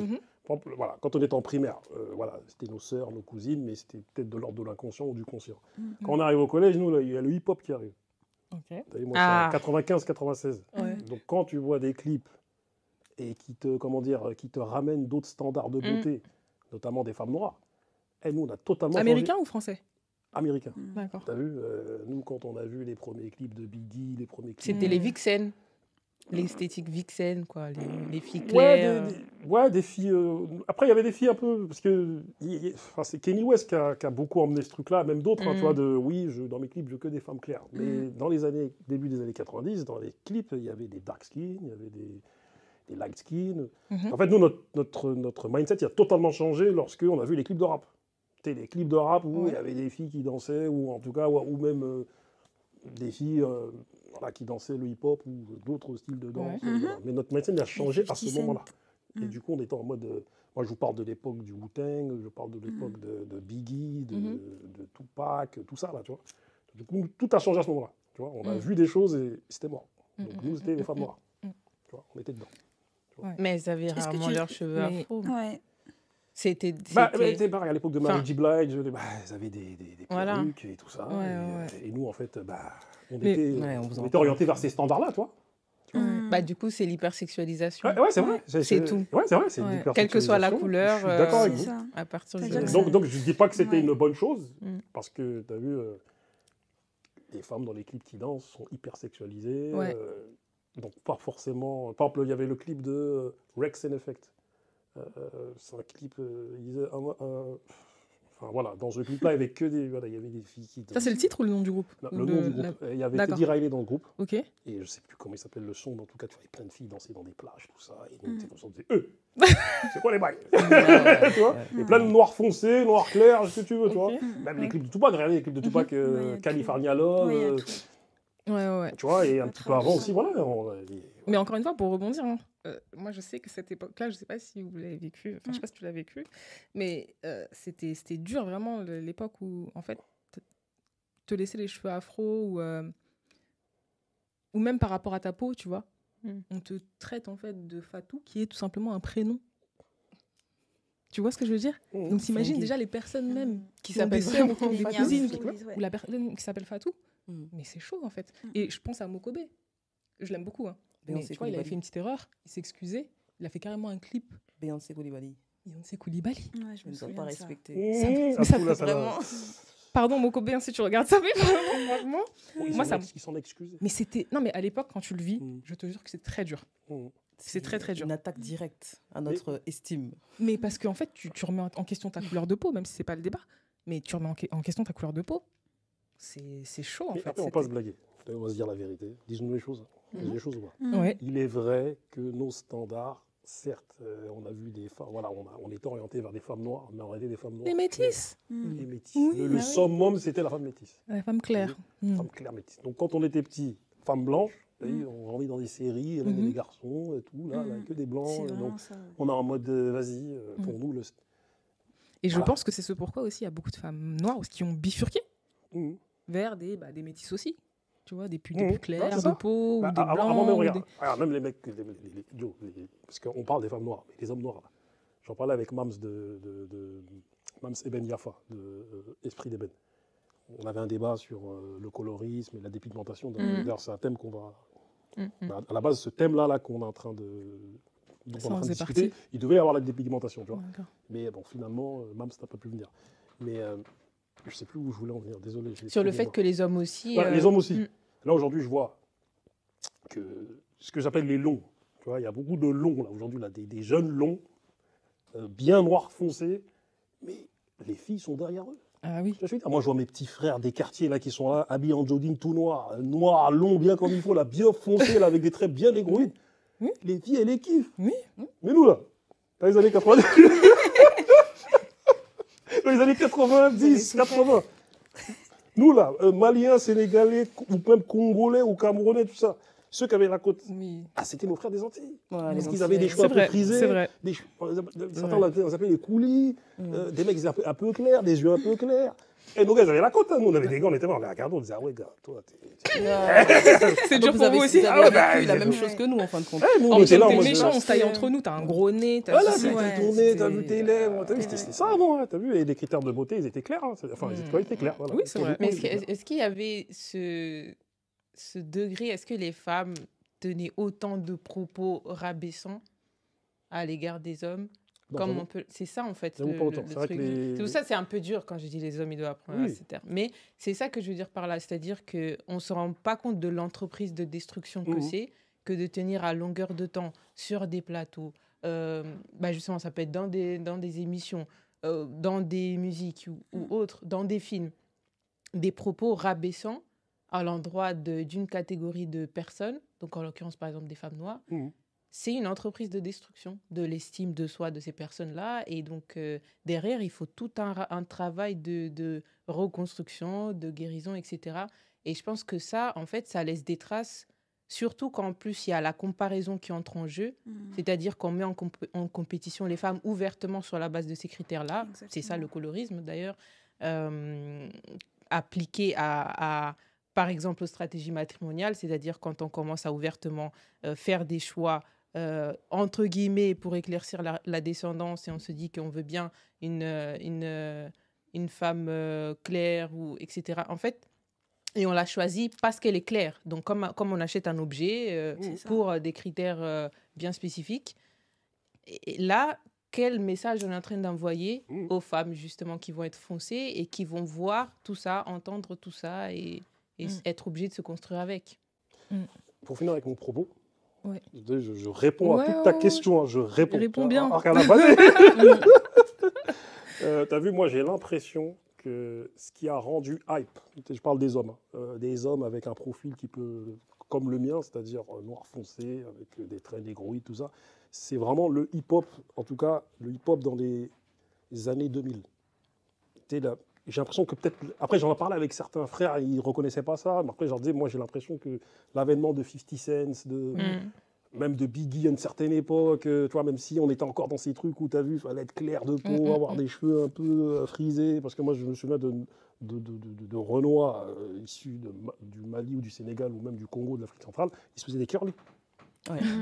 Et des frisages. Des frisages aussi. Les hommes, ils se des frisages aussi. Je veux dire, donc on parle souvent. Blonde aussi, ils ont fait. Voilà, donc on parle souvent des femmes, oui, nanani, mais gars. C'est vrai, il y avait les mecs aussi, t'as raison. Des frisages, ils faisaient des curly. Exactement, ouais, Ils ça a duré longtemps. Ils ont un dégradé curly. Ils en font encore même. Moi, j'ai des gars qui ont fait ça jusqu'à les années 2000. Oui, 2010, le mec, ils ont encore des curly. Il y avait des gars, après nous on était là, enfin un gars à nous très imposant, il a dit mais gars toi aussi. Encore en mode curly, c'est fini. On va pas lâcher l'affaire. Lâche l'affaire, moi. Ça y est, c'est bon. Lâche ça, gars, tu vois. Donc vraiment, voilà, j'ai l'impression que ça s'est vraiment démocratisé. Il y a peu, dans les années 2000, 2010, où tu as vu, il y a des... ça quand je vous dis, nos frères là, d'Afrique, qui sont longs, là, bien noirs comme ça, là, mais aujourd'hui, mais moi, je travaille dans un centre social. Hein. Moi, je vois les mecs, ils ont la côte, frère. Même l'industrie de la mode aime ce tout profil-là. Ils vont chercher les Soudanais. C'est ça. Tu vois, même, t'as vu, il y a eu le débat, light skin, dark skin aux États-Unis, où finalement, bah, t'as vu, le dark skin, ça y est, il a plus la côte que le. Aya Nakamura. Tu parlais des mais c'est Fatou. toujours compliqué quand même. Hein. Oui, non, mais pour la femme, en tout cas, ouais. Tu parlais des Fatou. Bah, Aya Nakamura, en vérité. Mais elle a pris cher, elle souffre. Oui, non, mais ce que je veux dire, c'est qu'elle a pris cher, mais elle est l'exemple même des profils qui ont été invisibilisés pendant des 30, 40 ans. On les calculait après. Mais tu vois, quand tu me parles de personnes célèbres, là, tu peux penser à Michelle Obama, qui a longtemps porté en fait ses cheveux lisses pour mieux passer.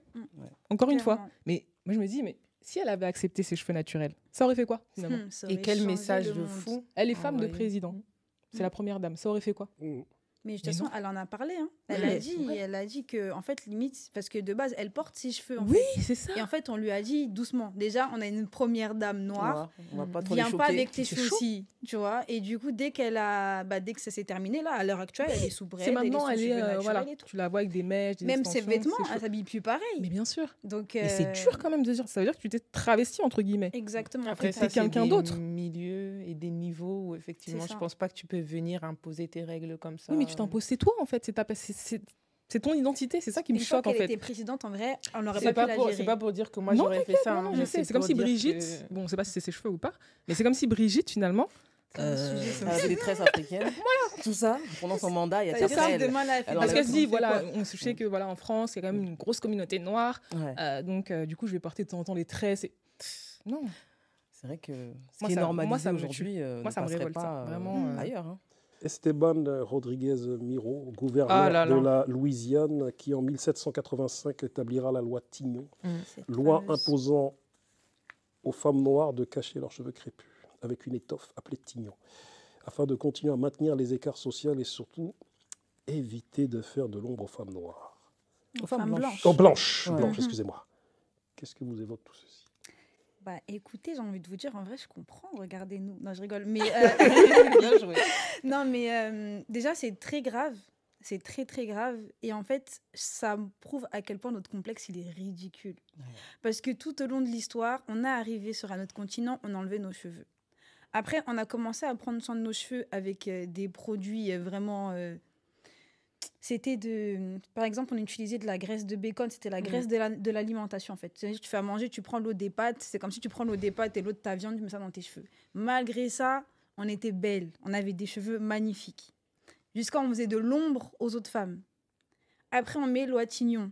Avec Tignon, on est encore belle. Encore. Surtout que moi, en tant que femme guadeloupéenne, on a plusieurs marées-têtes et tout différents, enfin même sur le continent, mais bon là on parle de la partie traite négrière et en fait quoi qu'on fasse, on a toujours été belle parce que même si on retourne aussi à l'époque où on avait été mis en esclavage, on sait très bien aussi que les femmes ont subi plusieurs viols, donc avec leur tête comme ci comme ça là, vous avez quand même voulu faire ce que vous aviez à faire. Donc en fait on pourra faire tout et n'importe quoi. on peut pas nous éteindre. Et il s'agit de commencer à le comprendre. On peut pas nous éteindre. Parce que même avec des cheveux lousses aussi, n'oubliez pas qu'on est belle. Ça aussi, c'est un truc de fou. Cheveux lisses, on est belle. Cheveux bouclés, on est belle. Cheveux... Non, mais c'est perruque, vrai. on est belle. Non, mais c'est vrai, quoi qu'il arrive, en fait, quelle que soit la texture qu'on met sur notre tête, on est belle. Et en fait, il faut le comprendre. Vous pouvez rien faire. Tu sens la fierté ou pas? Donc, non, en fait, non, tu sens, j'ai vu la chaleur laquelle de la femme noire. Non, mais c'est parce que c'est vrai, je m'en rends compte. Mais là, elles ont de la bulle, même tellement vous êtes. Quoi que tu fasses, sans vouloir dénigrer les autres femmes, pas du tout. Hein. Mais quoi que tu fasses, la femme noire, elle est belle, elle reste belle. Quand elle était en souffrance, elle était belle. On lui a dit fais ci, elle était belle. Et en plus, on est belle et on est intelligente parce qu'on a toujours aussi trouvé une solution pour réussir quand même à s'entretenir. Tu vois. Et pareil, les marées-têtes, ça avait des significations.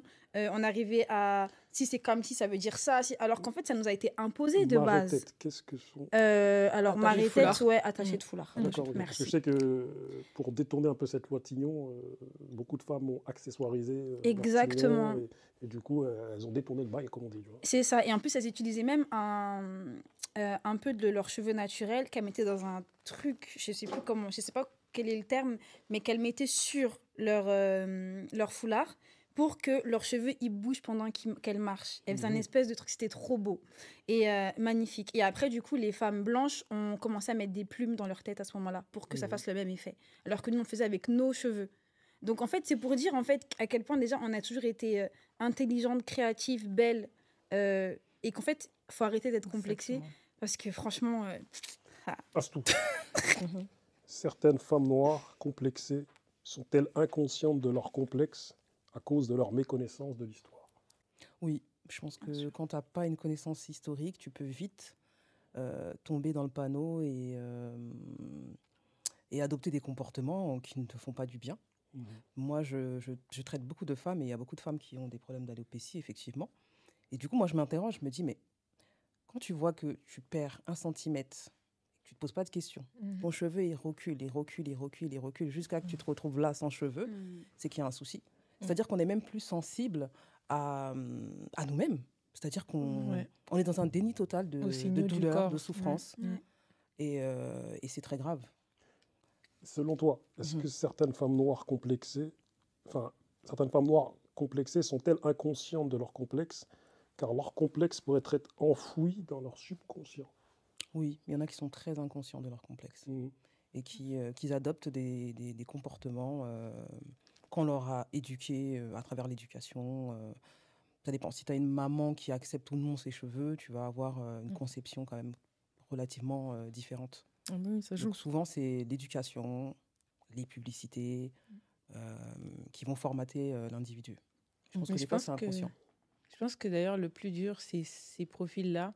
Parce que immédiatement, dès que ne serait-ce qu'un sujet comme ça va être abordé avec un désir d'avoir un échange honnête pour qu'il soit constructif derrière, eh bien, ces personnes vont se braquer et être dans le déni et dire non, on fait ce qu'on veut, on n'a pas à nous juger sur nos cheveux, laissez-nous libres de faire ce qu'on veut. Moi qui paye ma perruque, c'est pas ton problème. Voilà, en fait, il y a ce... Bon, c'est humain. Les humains, quand ils n'ont pas envie de changer quelque chose et d'être confrontés à la réalité d'un comportement qu'on leur dit être problématique, ils vont se braquer, être sur la défensive. Exactement. Et ce qui est malheureux, c'est qu'être sur la défensive pour des sujets sur lesquels on a besoin de déconstruire pour pouvoir avancer et se réconcilier avec soi-même, c'est problématique parce qu'on ne parle pas d'un rapport au corps d'une autre personne, on parle de ton rapport à ton corps. Si toi, tu es ton corps et tu ne veux pas te défaire de cette haine, c'est sûr que quel que soit ce qu'on te dise ou la manière dont on essaye de te prendre, on ne pourra pas te faire changer de regard, mais c'est quand même dommage parce que ça engendre des choix qui vont détruire ta santé. Excuse-moi, tu veux... Ouais, en fait, ça me fait penser professionnellement. J'ai beaucoup de femmes afro qui sont carriéristes et qui... t'en as, en fait, qui ont tellement du mal à assumer et elles savent très bien que ça ne va pas passer, en fait, dans le milieu professionnel, encore une fois, pour passer mieux. Et ça me fait penser, il y en a une là qui est en procès parce qu'elle a décidé de porter ses cheveux naturels. Donc, elle était à un haut niveau. Et du jour au lendemain, elle a commencé à avoir plein de remarques, etc. Ils lui ont fait un peu d'harcèlement moral. Et là, aujourd'hui, elle est en procès, tu vois. Ouais. Donc, c'est pour te dire comme quoi, c'est pas rien, en fait. Dans une vidéo, j'ai vu et entendu Viola Davis dire « J'ai enlevé mes faux cheveux, j'ai enlevé ma perruque parce que je voulais incarner qui j'étais vraiment. Et j'aime les perruques, je continuerai à en porter de temps à autre. Mais étant une femme à la peau foncée et aux cheveux très crépus, j'avais l'impression de les cacher. Et j'avais l'impression de dire, ok, les rôles que je joue ne sont pas très glamour, mais regardez-moi, regardez-moi, ne suis-je pas belle? Et j'ai compris que je ne voulais plus faire ça, et la cérémonie des Oscars était une bonne opportunité pour le faire. J'ai enfin incarné qui je suis vraiment. C'est beau. Qu'est-ce que vous en pensez? Pour avoir regardé Murder, où elle joue justement, et en fait, c'est vrai qu'elle avait, elle a dit lors du tournage en fait qu'elle voulait se montrer telle qu'elle était. Et donc là, pour les personnes qui ne connaissent pas, donc elle joue le rôle d'une avocate, donc c'est Annalise Keating, et en fait elle est tout le temps sous perruque, mais tu la vois déjà enlever sa perruque à chaque fois qu'elle rentre chez elle. Et moi j'avais adoré du coup ça parce qu'en fait tu vois vraiment aussi la vie d'une femme qui porte une perruque.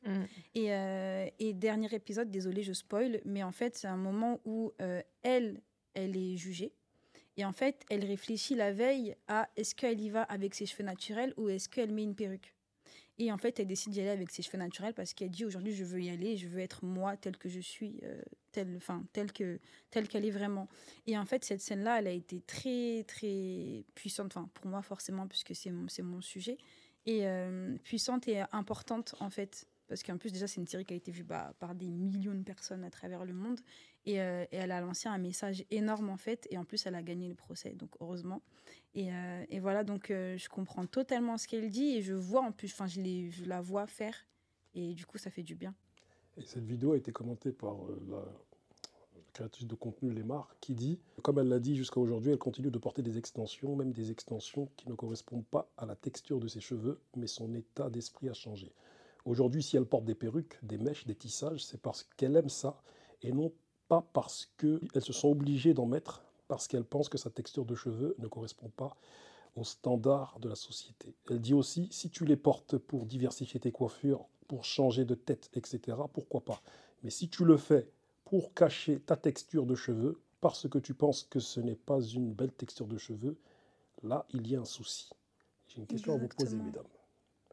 Certains parlent de cette société en disant que nous sommes libres et que nous avons le choix. D'autres disent que nous ne sommes pas libres, car en réalité, on nous impose un panel de choix. Concernant les propos de Lemar, dans le fait de diversifier ses coiffures, propos que j'ai personnellement déjà entendus de la bouche d'un certain nombre de femmes noires, si on parle du fait de remettre en question ces normes de beauté qu'on nous a tous imposées, dans cette remise en question, ne devrions-nous pas aussi y inclure ce panel de choix de coiffure en réalité directement lié à ces normes, à ces mêmes normes de beauté qu'on nous a imposées? Est-ce que vous comprenez ma question? Oui.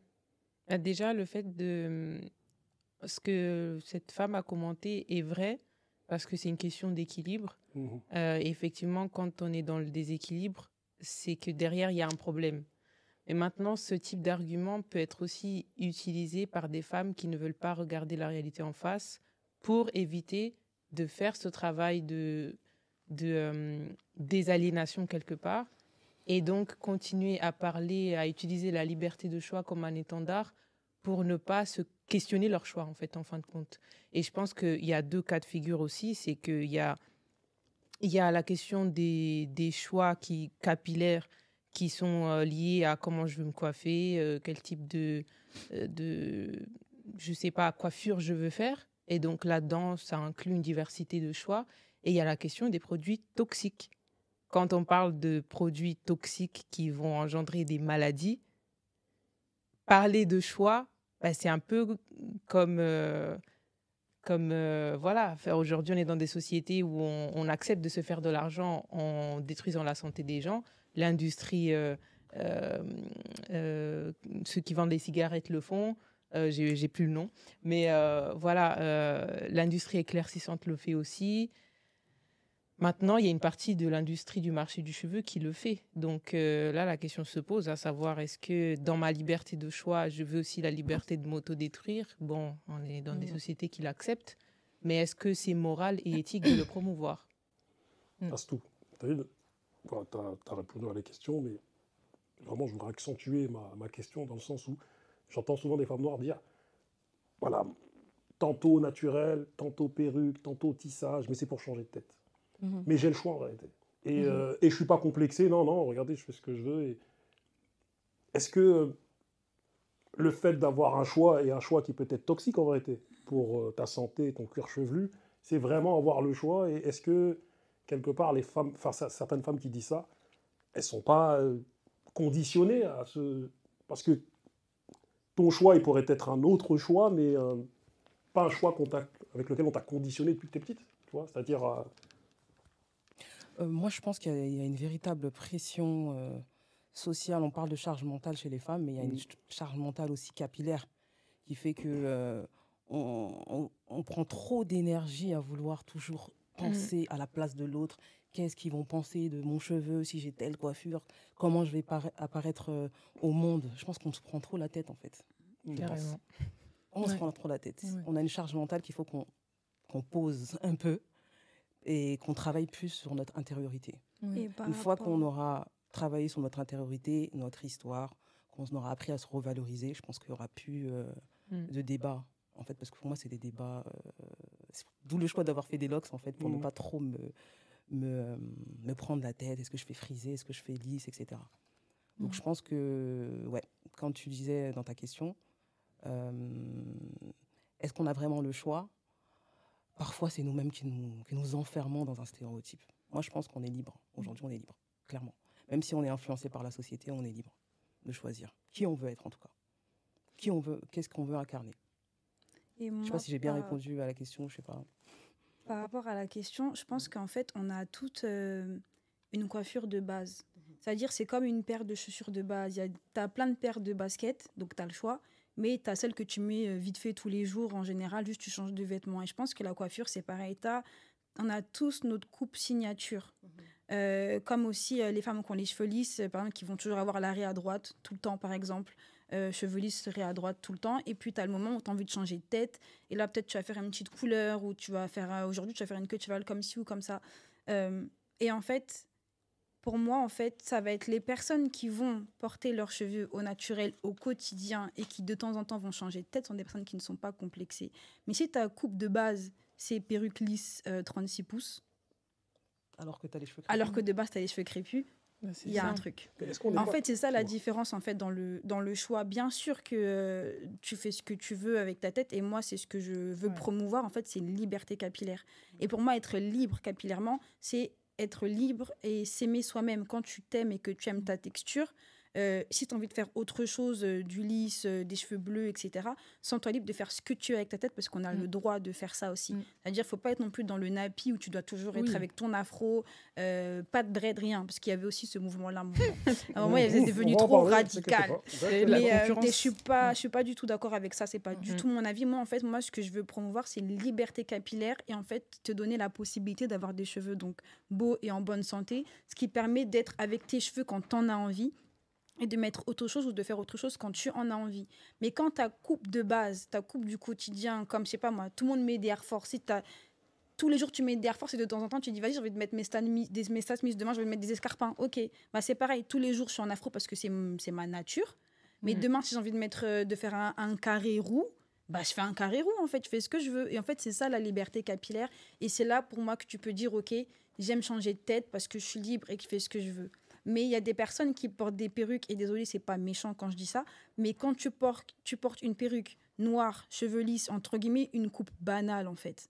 Une coupe banale de cheveux, du coup plutôt lisses, et qu'en plus des fois tu le mets même pas très bien, genre ta perruque elle est pas forcément bien collée ou autre. Ça veut dire que tu l'as vraiment mis pour cacher quoi. Voilà. T'as vraiment mis ton bonnet, t'es sorti. Parce qu'il y a mettre ta perruque, genre bien la coller ou pas, d'ailleurs mettez pas de colle les filles s'il vous plaît, mais bien mettre ta perruque, je sais pas, avec, comme je te dis, tu fais un carré roux. Je sais que moi avec mon cheveu afro là, j'adore les carrés, j'ai envie de faire un roux. Un jour je vais le faire moi, le carré roux en perruque.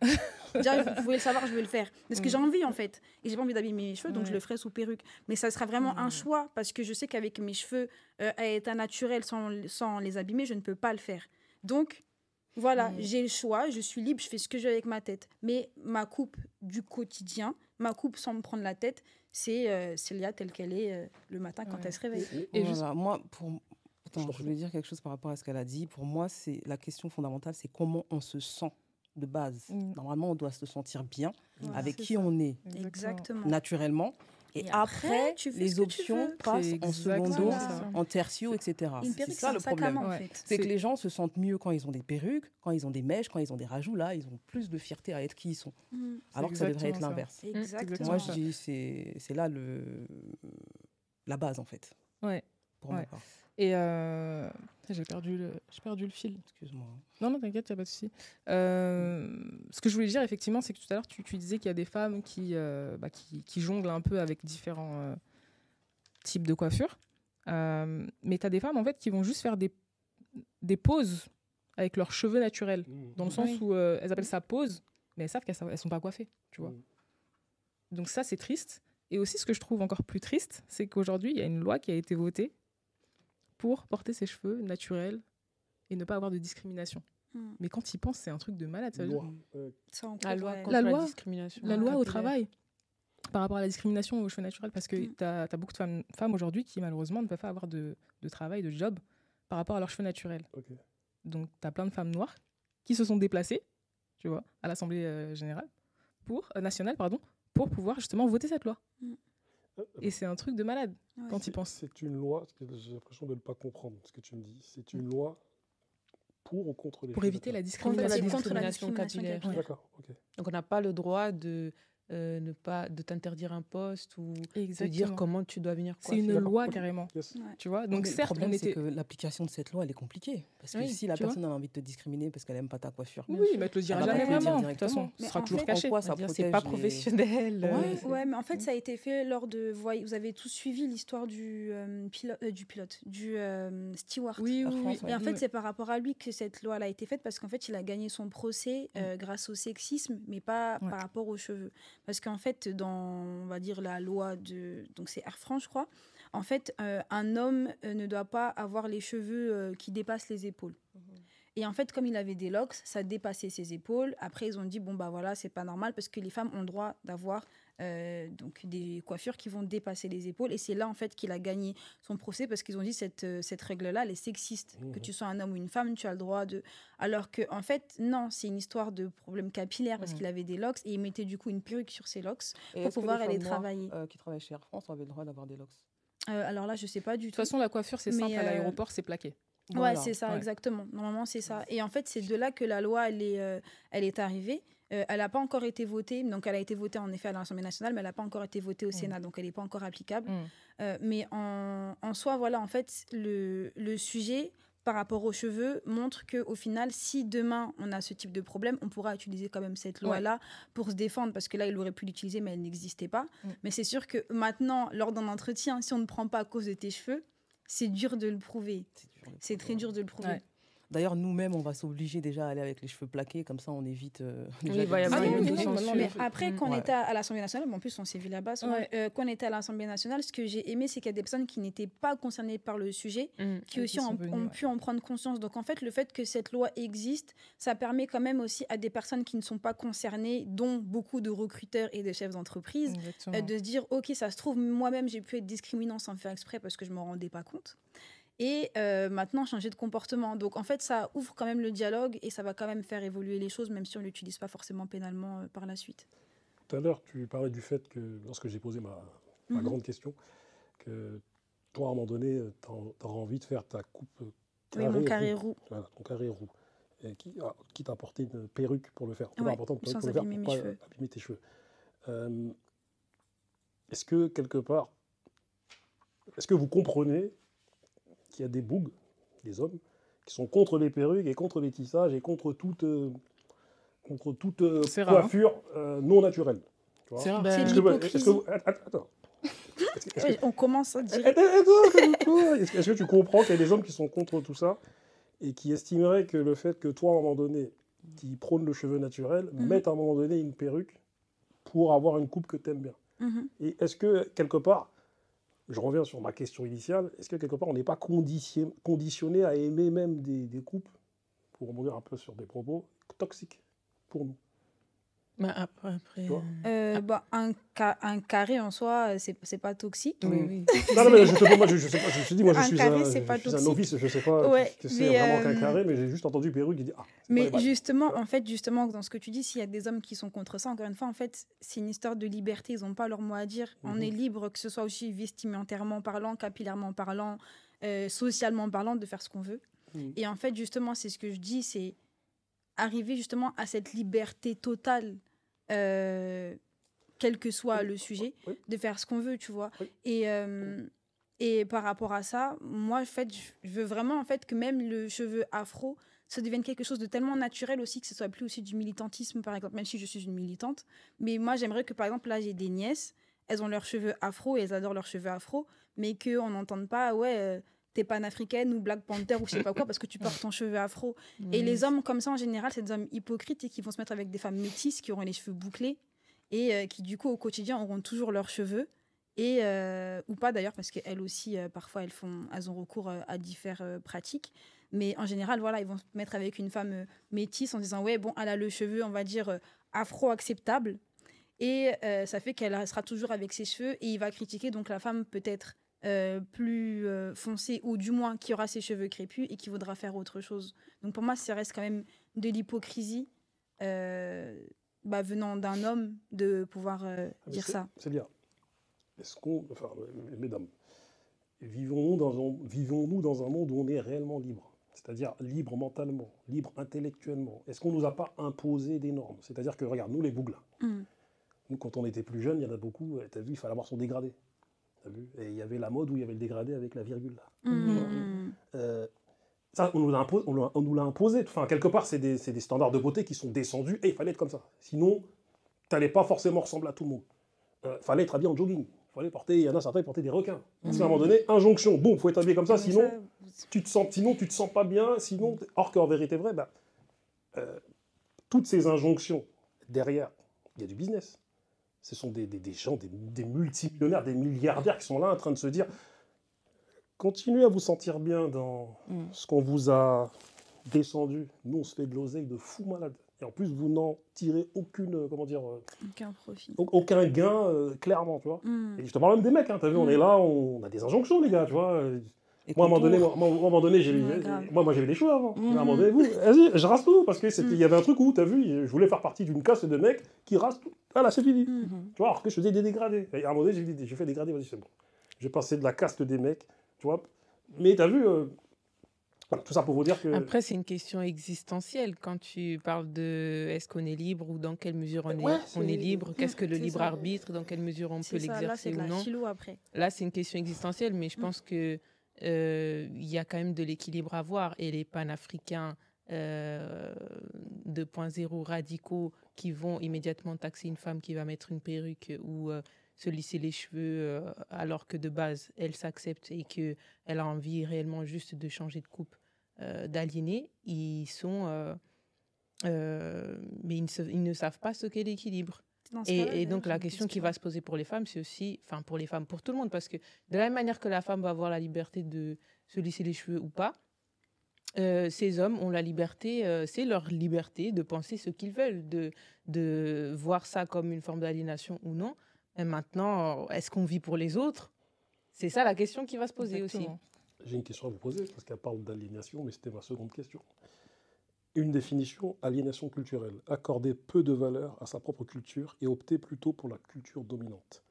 Dans son livre Nation d'agriculture, Cheikh Anta Diop parle d'aliénation culturelle concernant les peuples colonisés, notamment les Noirs.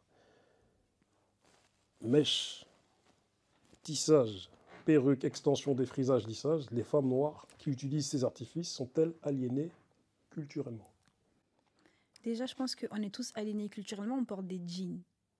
Donc déjà, à partir du moment où on s'habille, non mais c'est vrai, donc en fait, on a tous un minimum on est tous un minimum colonisés parce qu'il y a la mondialisation aussi qui a eu lieu. Donc ça aussi, je pense que dans une certaine mesure, on est tous un minimum aliénés par différents biais. Et il faut l'accepter. Maintenant, justement, c'est quand tu acceptes que tu peux justement évoluer et voir si tu veux continuer à rester comme ça ou être libre de justement faire les deux et de t'habiller comme ta culture initialement te le demande en tout cas, ou sinon suivre la norme.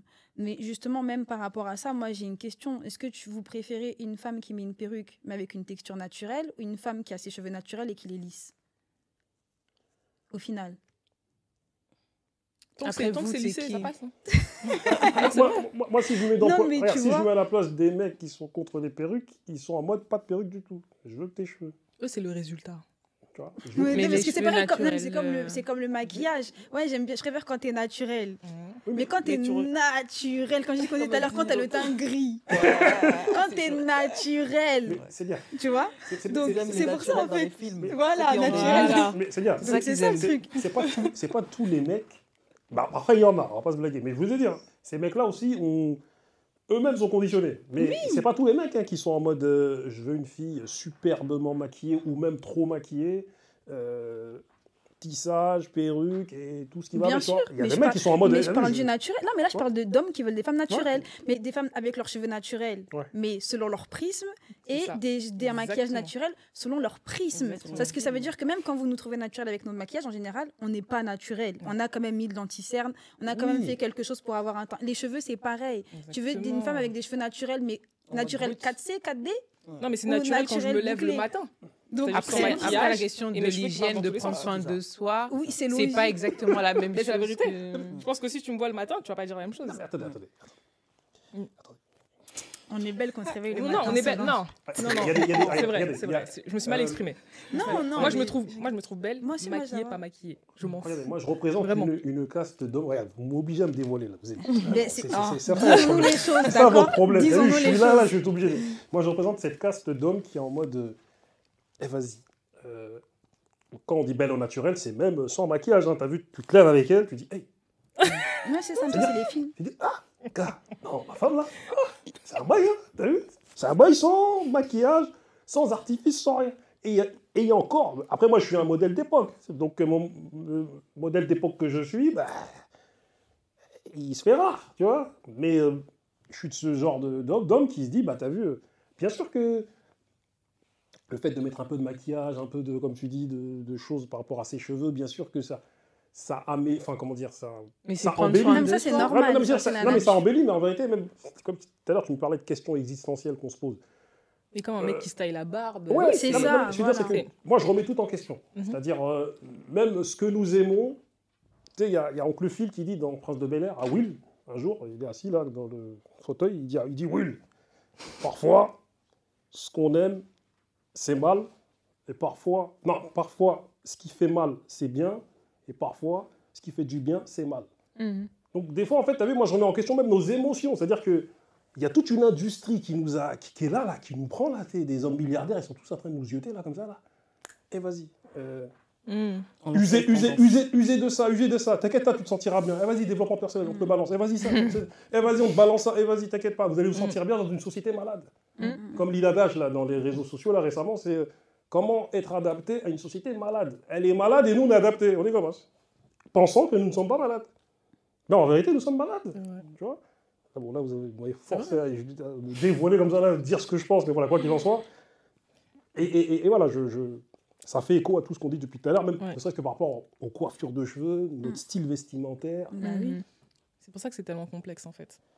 Mais après, donc, une personne qui ne serait pas malade, ce serait quoi, d'après toi? L'Africain idéal. Non colonisé. C'est pas possible. Mais en fait, il faudrait Robinson Crusoe. Tu sors du système. Tu sors du système. Regarde, moi, je sais qu'aux Antilles, il y a des mecs qui vivent dans certains appellent ça le mode des gérants des Antilles, toi. Ils vont. T'es des mecs qui vont vivre dans la forêt, même. Les marronnages. Tu vois, moi, j'ai des gars à moi, ils cultivent. Il veut son quilombo. Exactement, le mec qui cultive ses trucs, il a sa maison. Et moi, j'ai le cousin d'un de mes gars, il a dit, frérot, j'en ai marre. Il est parti vivre dans la forêt aux Antilles et c'est fini, frère. Il est là, il se chauffe avec du bois. Il a dit, frère, t'as réduit. Mais après, certains pourraient juger. C'est extrême, tu vois. Certains pourraient juger ça d'extrême. Mais en fait, pour s'extraire dans cette société, il faut. C'est un choix. C'est un choix. Il faut se barrer, en fait. Comme les mecs du désert, là. Mais est-ce que c'est ça l'objectif? S'extraire de la société et vivre en ermite? Je trouve pas qu'aussi que c'est une... C'est une forme d'aliénation parce que l'être humain, c'est un être social. Ah, mais non, je suis d'accord avec toi. Mais ce que je veux dire, c'est qu'à un moment donné, tu peux créer ton village avec des gens. Et puis bon, après, bon, ça, c'est un autre concept encore. Bah, c'est ton ce que village les- avec des Bah, il y gens. a et des c'est- sociétés les gens sans véganes, mais ils font État, ça. voilà, il y a des Tu vois formes de gouvernement qui sont Voilà, différentes. pas vivre tout seul, mais avec... Mais ça, c'est Il y a c'est des pour ça que je personnes dis qui que le le font. questionnement, il est quand même très poussé, peut-être trop poussé par rapport au sujet C'est ça. qu'on aborde, parce que même s'il y a il y a un contexte dans lequel Ouais. le sujet dont on parle s'inscrit, qui du coup est un contexte dans lequel il y a un système qui fonctionne d'une certaine manière. Et donc toute la question est tournée dans le comment faire en sorte de rentrer dans ce système. C'est sûr que si c'est comme ça qu'on aborde la question et qu'on voit le rapport à ses cheveux, par exemple, ou le rapport à d'autres choses, on sera toujours un peu dans cette forme de dualité entre le aliéné et pas aliéné, etc. Mais après, il y a aussi juste... moi, je pense qu'on peut aussi, entre guillemets, juste être soi. C'est un peu ce que Célia disait tout à l'heure, c'est-à-dire que... et aussi ce que tu disais tout à l'heure, c'est que quand après on est soi et qu'on est en paix, il y a aussi tout un tas de questions qu'on se pose beaucoup moins et qui deviennent totalement superficielles. C'est-à-dire que moi, aujourd'hui, dans ma vie, je ne me pose pas la question plus que ça de la coupe de cheveux que je vais avoir ou pas avoir. En fait, je suis moi. Donc, la partie le temps que ça me prend mentalement, psychologiquement et matériellement dans ma vie, mais c'est infime. Je suis concentrée sur mes projets, qu'est-ce que j'ai envie de faire, est-ce que je peux aider les autres, voilà. Non, mais je te rejoins. Elle vous fait trop parler, là, c'est à vous de parler. C'est pas moi, je t'en parler. Mais vous me faites trop parler. Je te rejoins, mais en vérité, mon questionnement n'est pas aussi éloigné du thème. Parce qu'en vérité vrai, lorsque je parle de cette remise en question, bah, si on en revient à notre thème sur le plan capillaire, les cheveux, c'est important pour un être humain. Tu vois ce que je veux Bien dire sûr. Ça fait partie de son identité. Mhm. Donc à un moment donné, quand je parle vraiment d'injonction et de comment dire, de standards qu'on nous a imposés et que, bah, en réalité, on croit qu'on a le choix, mais on n'a pas forcément le choix. Comme je vous dis, je ne parle pas que pour les femmes, hein, je parle aussi pour les hommes. Et je parle pour tout.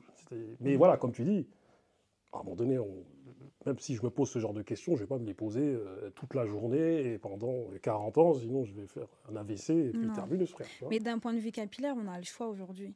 Mais on a le choix quand le mindset il a évolué, quand tu as fait cette recherche historique, comme elle dit, ou sinon pour les futures générations, comme quand je parle de mes nièces, elles ont du coup l'âge où moi j'ai vécu mes humiliations. Elles ont exactement le même âge et elles, franchement, elles aiment leurs cheveux, elles ne se posent pas la question. Donc après, si on éduque correctement nos enfants, c'est des questions en fait, qui ne se poseront plus à l'avenir. Nous, on est à une étape où justement on fait des émissions comme ça, où on discute, etc. Après, ça ne sera plus un sujet en fait. Et l'objectif, c'est ça, c'est que ce ne soit plus un sujet et que tout le monde soit libre, capillairement parlant, du coup, pour rester sur le sujet du cheveu, capillairement parlant et être libre, bah, du coup, c'est être bien avec soi, tout simplement. Même si je pense que les moqueries existeront toujours. Hein. Ouais, oui, mais, c'est ça. Bien sûr. Mais elles seront encaissées de manière déjà différente. Exactement. Je sais que je me souviens les premières fois où je suis sortie avec mes cheveux afro et que j'ai pris tout ce que j'ai pris. T'étais pas préparée. J'étais pas préparée, mais après, moi, on va dire que j'ai un mental qui fait que j'ai toujours été préparée. Voilà. Mais quoi que je dis ça, mais non, quand j'avais l'âge justement de mes nièces, j'étais pas préparée parce que j'ai fait un afro, du coup, j'avais 8 ans. C'était à cause de Beyoncé. Parce qu'en fait, j'avais été voir un film qui s'appelait Dreamgirls à l'époque. Et en fait, j'ai été voir ce film-là, vu que j'adorais Beyoncé et que j'adorais aussi l'époque de ce film-là. Donc, c'était les années 70, je pense, plutôt tout ce qui était funk, jazz, etc. Donc, à cette époque-là où on portait en fait les cheveux afro, parce qu'il n'y avait pas encore aussi toutes les technologies, justement, qui avaient été inventées pour faire tout ce qu'on fait aujourd'hui. Et en fait, le fait de voir donc Beyoncé dans l'univers que j'aime, avec ses cheveux naturels, je me suis dit, demain, je fais la même chose. Et je suis arrivée à l'école, du coup, avec mon afro, toute fière, et je me suis fait descendre toute la journée. Les enfants et les adultes, tout le monde m'a descendu. Et en fait, j'ai plus fait d'afro jusqu'à mes 22 ans. Donc, de mes 7 ans à mes 22 ans, j'ai pas fait d'afro. Donc, à cette époque-là, j'étais pas prête à recevoir toutes ces humiliations. Par contre, quand j'ai refait mon afro, là, j'étais prête à les recevoir. j'étais prête. Ça m'a quand même fait quelque chose, surtout que, justement, comme elle le disait, les seuls qui m'ont critiqué, c'était ma communauté. Parce qu'il y avait des personnes, des Indiens. Je précise pourquoi, parce qu'en fait, j'ai fait des études à l'étranger et j'étais avec des Indiens, des Indiens d'Inde qui étaient venus faire leurs études aussi en Irlande comme moi.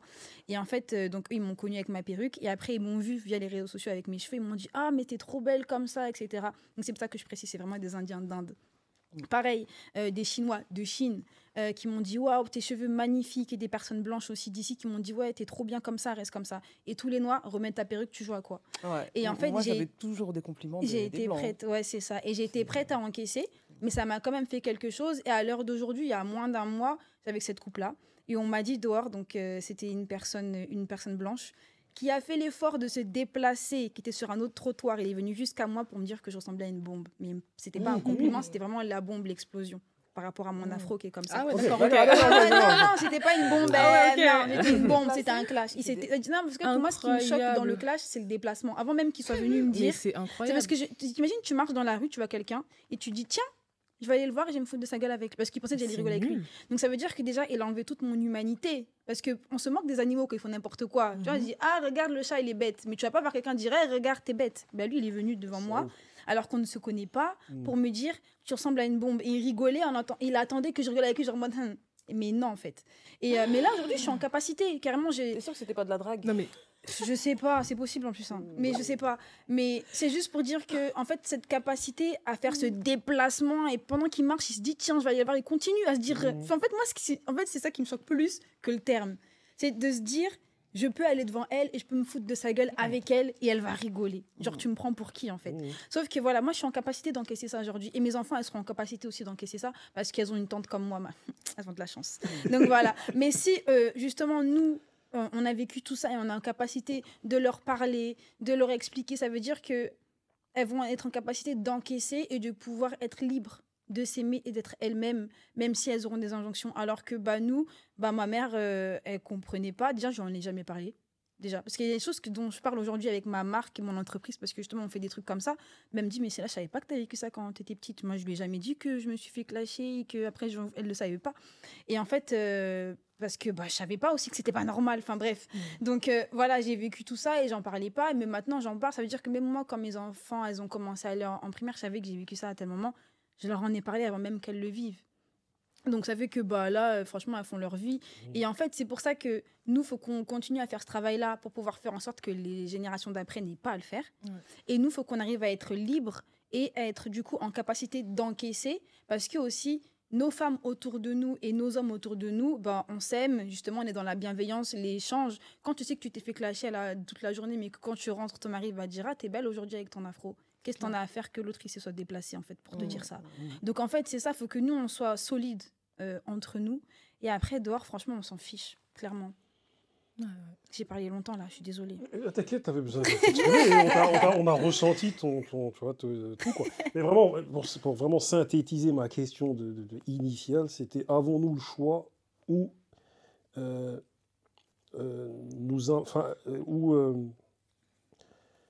ou nos choix sont-ils déterminés? Ou nous imposons-nous un panel de choix? Mais ça, c'est, comme on dit, c'est une question existentielle, mais c'est aussi une question en lien avec notre thème, notamment par rapport aux coiffures de cheveux. Mais, chères mesdames, sachez qu'en vérité, on va faire une seconde partie, pour de vrai. Vous savez. Pour le coup, moi, je vais devoir partir. Exactement. Et sachez qu'à la seconde partie, vous allez le payer. Vous allez, parce que chacune d'entre vous... On n'a pas assez parlé, là? T'as dit quoi? On n'a pas assez parlé? Moi, j'ai... Non, vous m'avez... Je suis là, moi, je suis censé vous poser des questions, vous cuisinez, vous... C'est très grave. Bon, en tout cas, voilà. Faut pas couper, au montage. Ah, tu coupes rien. Rien, tout est là, ne bouge pas. En tout cas, je vous contacterai incessamment sous peu pour vous proposer une autre date. Parce que j'ai énormément de choses à... Enfin, on doit échanger sur énormément de questions et c'est pas fini encore. C'est toujours sur le cheveu? Toujours. Sachez-le. Ne vous inquiétez pas, il est toujours pas satisfait de tout ce qu'on a dit là. Non, mais j'ai d'intention, ne vous inquiétez pas, parce que là, on va vraiment rentrer dans... Tout à l'heure, vous avez évoqué le mouvement NAPI, vous avez évoqué pas mal de choses. On va s'attaquer à ce mouvement des locks et des micro-locks et des dreadlocks. Et on va rentrer dans tout ça, tu as vu, dans toi-même ce que tu produis en termes de... sur le plan audiovisuel, en termes de documentaire, et ce que tu fais. Voilà, toutes les deux, vos activités. Je vais vous poser des questions dessus. Donc la seconde partie sera vraiment centrée sur vous et je vais vous cuisiner. Vous allez le payer.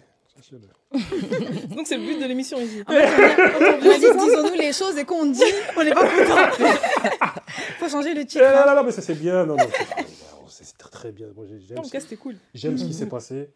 Et sachez que voilà, nous, le but de nos émissions, c'est vraiment de mettre en place des espaces d'expression et des supports pédagogiques pour que les gens réfléchissent. Et du coup, vous avez incité à ça. Et tout à l'heure, tu as parlé des Chinois. Je sais que j'ai vu récemment des Chinois, en tout cas, ou des Asiatiques, ils ont créé une espèce de crème pour rendre leurs cheveux crépus. Comme ça. Ouais, non, en fait, c'est des permanentes. Des permanentes. Et déjà, je trouve que ça leur va bien. Ils sont grave beaux avec. Et c'est ce qui est encore enfin intéressant de voir en fait que on est beau et qu'il y a même des personnes maintenant qui sont prêtes justement parce que c'est nocif pour eux de faire ça pour le coup. Et mais après voilà, il y a l'histoire encore une fois d'appropriation culturelle ou pas, parce que c'est pas parce qu'il le fait que ça veut dire qu'il renie le fait que de base c'est nos cheveux, mais il y a toute la symbolique derrière. Pareil, il y avait eu aussi un moment où des personnes, je crois que c'était aux États-Unis, mais c'était une personne asiatique, mais aux États-Unis qui avait fait une coiffure afro. Mais par contre, elle était en train d'enlever sa coiffure. Elle disait, bon, là, demain, je dois aller chercher un travail. Donc, du coup, j'enlève la coiffure. Donc, voilà, jouir de notre culture, mais sans en avoir justement tous les problèmes que cela implique au quotidien. Donc, c'est aussi un sujet qui est très intéressant. Il y a encore une fois plein de nuances. C'est pas tout blanc ou tout noir. Il y a plein de choses en fait à voir et ouais, c'est très très intéressant. Je pense que dans notre échange là, il y a eu plein de nuances. Et oui, il y a plein de nuances. Le but de nos échanges, en tout cas, dans ce programme, c'est vraiment d'évoquer des nuances. Ouais. Et là, vous en avez évoqué. Moi, j'ai essayé de vous combattre là. Oui. Panel de choix. Et mais toi, tu t'éloignes du sujet. Carrément, Sabrina m'a dit, toi, tu t'éloignes du sujet. Toi, qu'est-ce que tu racontes? C'est ça que ça veut dire. Qu'est-ce que tu racontes? Vas-y. Tu essaies de nous emmener quelque part. Vas-y, va là-bas, toi. C'est ça que ça veut dire? Non, c'est pas ça que ça veut dire. T'as dit ça gentiment. Non, c'est pas ça que ça veut dire. C'est qu'en fait, si on doit rentrer là-dedans, du coup, on doit questionner toutes sortes de choix, de consommation. Et même, on doit questionner les identités. Parce qu'en réalité, même quand on dit culture aliénée, mais aliénée par rapport à quoi? Qu'est-ce que la culture? Qu'est-ce qu'être noir? Donc, si on doit rentrer là-dedans... Être noir, c'est des cultures. C'est un vrai sujet. Hein. Non, être noir, c'est de base, c'est une catégorisation. C'est une invention. Exactement. C'est vrai. J'ai eu un débat sur ça s'est d'ailleurs très mal fini. Parce que, c'était avec une personne... Ah, t'étais à l'émission, là? Non, c'était un débat entre nous, comme ça. Okay, mais c'était un débat, justement, sur le fait que les hommes, maintenant, quand ils disent vouloir des femmes noires, ils disent, je veux une femme noire. Et en fait, j'avais pas été très contente parce que je me suis dit, en fait, on n'est pas juste des femmes noires. Genre que les autres hommes, les hommes non noirs disent une femme noire, je peux le comprendre. Mais que des noirs disent des femmes noires, on n'est pas juste des femmes noires. Parce que, justement, on a des cultures différentes, des histoires différentes, des choses qu'on aime, qu'on n'aime pas. Et en fait, quand on dit une femme noire, je trouve que c'est trop limitant. En fait, c'est juste t'es une femme noire, alors que je sais que moi, je suis pas la même femme noire qu'une autre, et une autre femme n'est pas moi non plus. Et alors que par exemple, je sais pas moi, si tu demandes par exemple à un homme blanc quelle femme il aime, il va pas forcément dire une femme blanche, il va dire j'aime bien les femmes un peu geek, les femmes un peu manga, les femmes un peu tu vois fleur bleue. On rentre dans la personnalité. Voilà, alors que nous c'est une femme noire. Et en plus, ils sont fiers, tu vois, genre, moi, j'ai une femme noire. Ils pensent que nous, on va dire, non, en fait. Non, je suis pas une femme noire. Bon, là, ils vont dire, vous n'êtes jamais content. Tu vois, jamais content. mais non. En fait, justement, c'est des discussions, encore une fois. C'est des discussions à avoir parce que je me dis, ils vont avoir des filles, ils vont avoir des enfants. Donc, tu ne peux pas dire à ta fille aussi, moi, mes nièces, c'est deux futures femmes noires, elles sont complètement différentes. Donc, je peux pas dire, c'est des petites filles noires. Non, genre, c'est des petites filles. Donc, c'est un sujet encore, bref. Je parle trop, mais voilà. Sur ce, je vous remercie et la suite au prochain épisode. Avec plaisir. Ouais. Merci beaucoup. Franchement, c'était hyper intéressant. J'étais au milieu comme ça, là. Si vous aviez des sandales, là, vous voyez ça comme ça, là.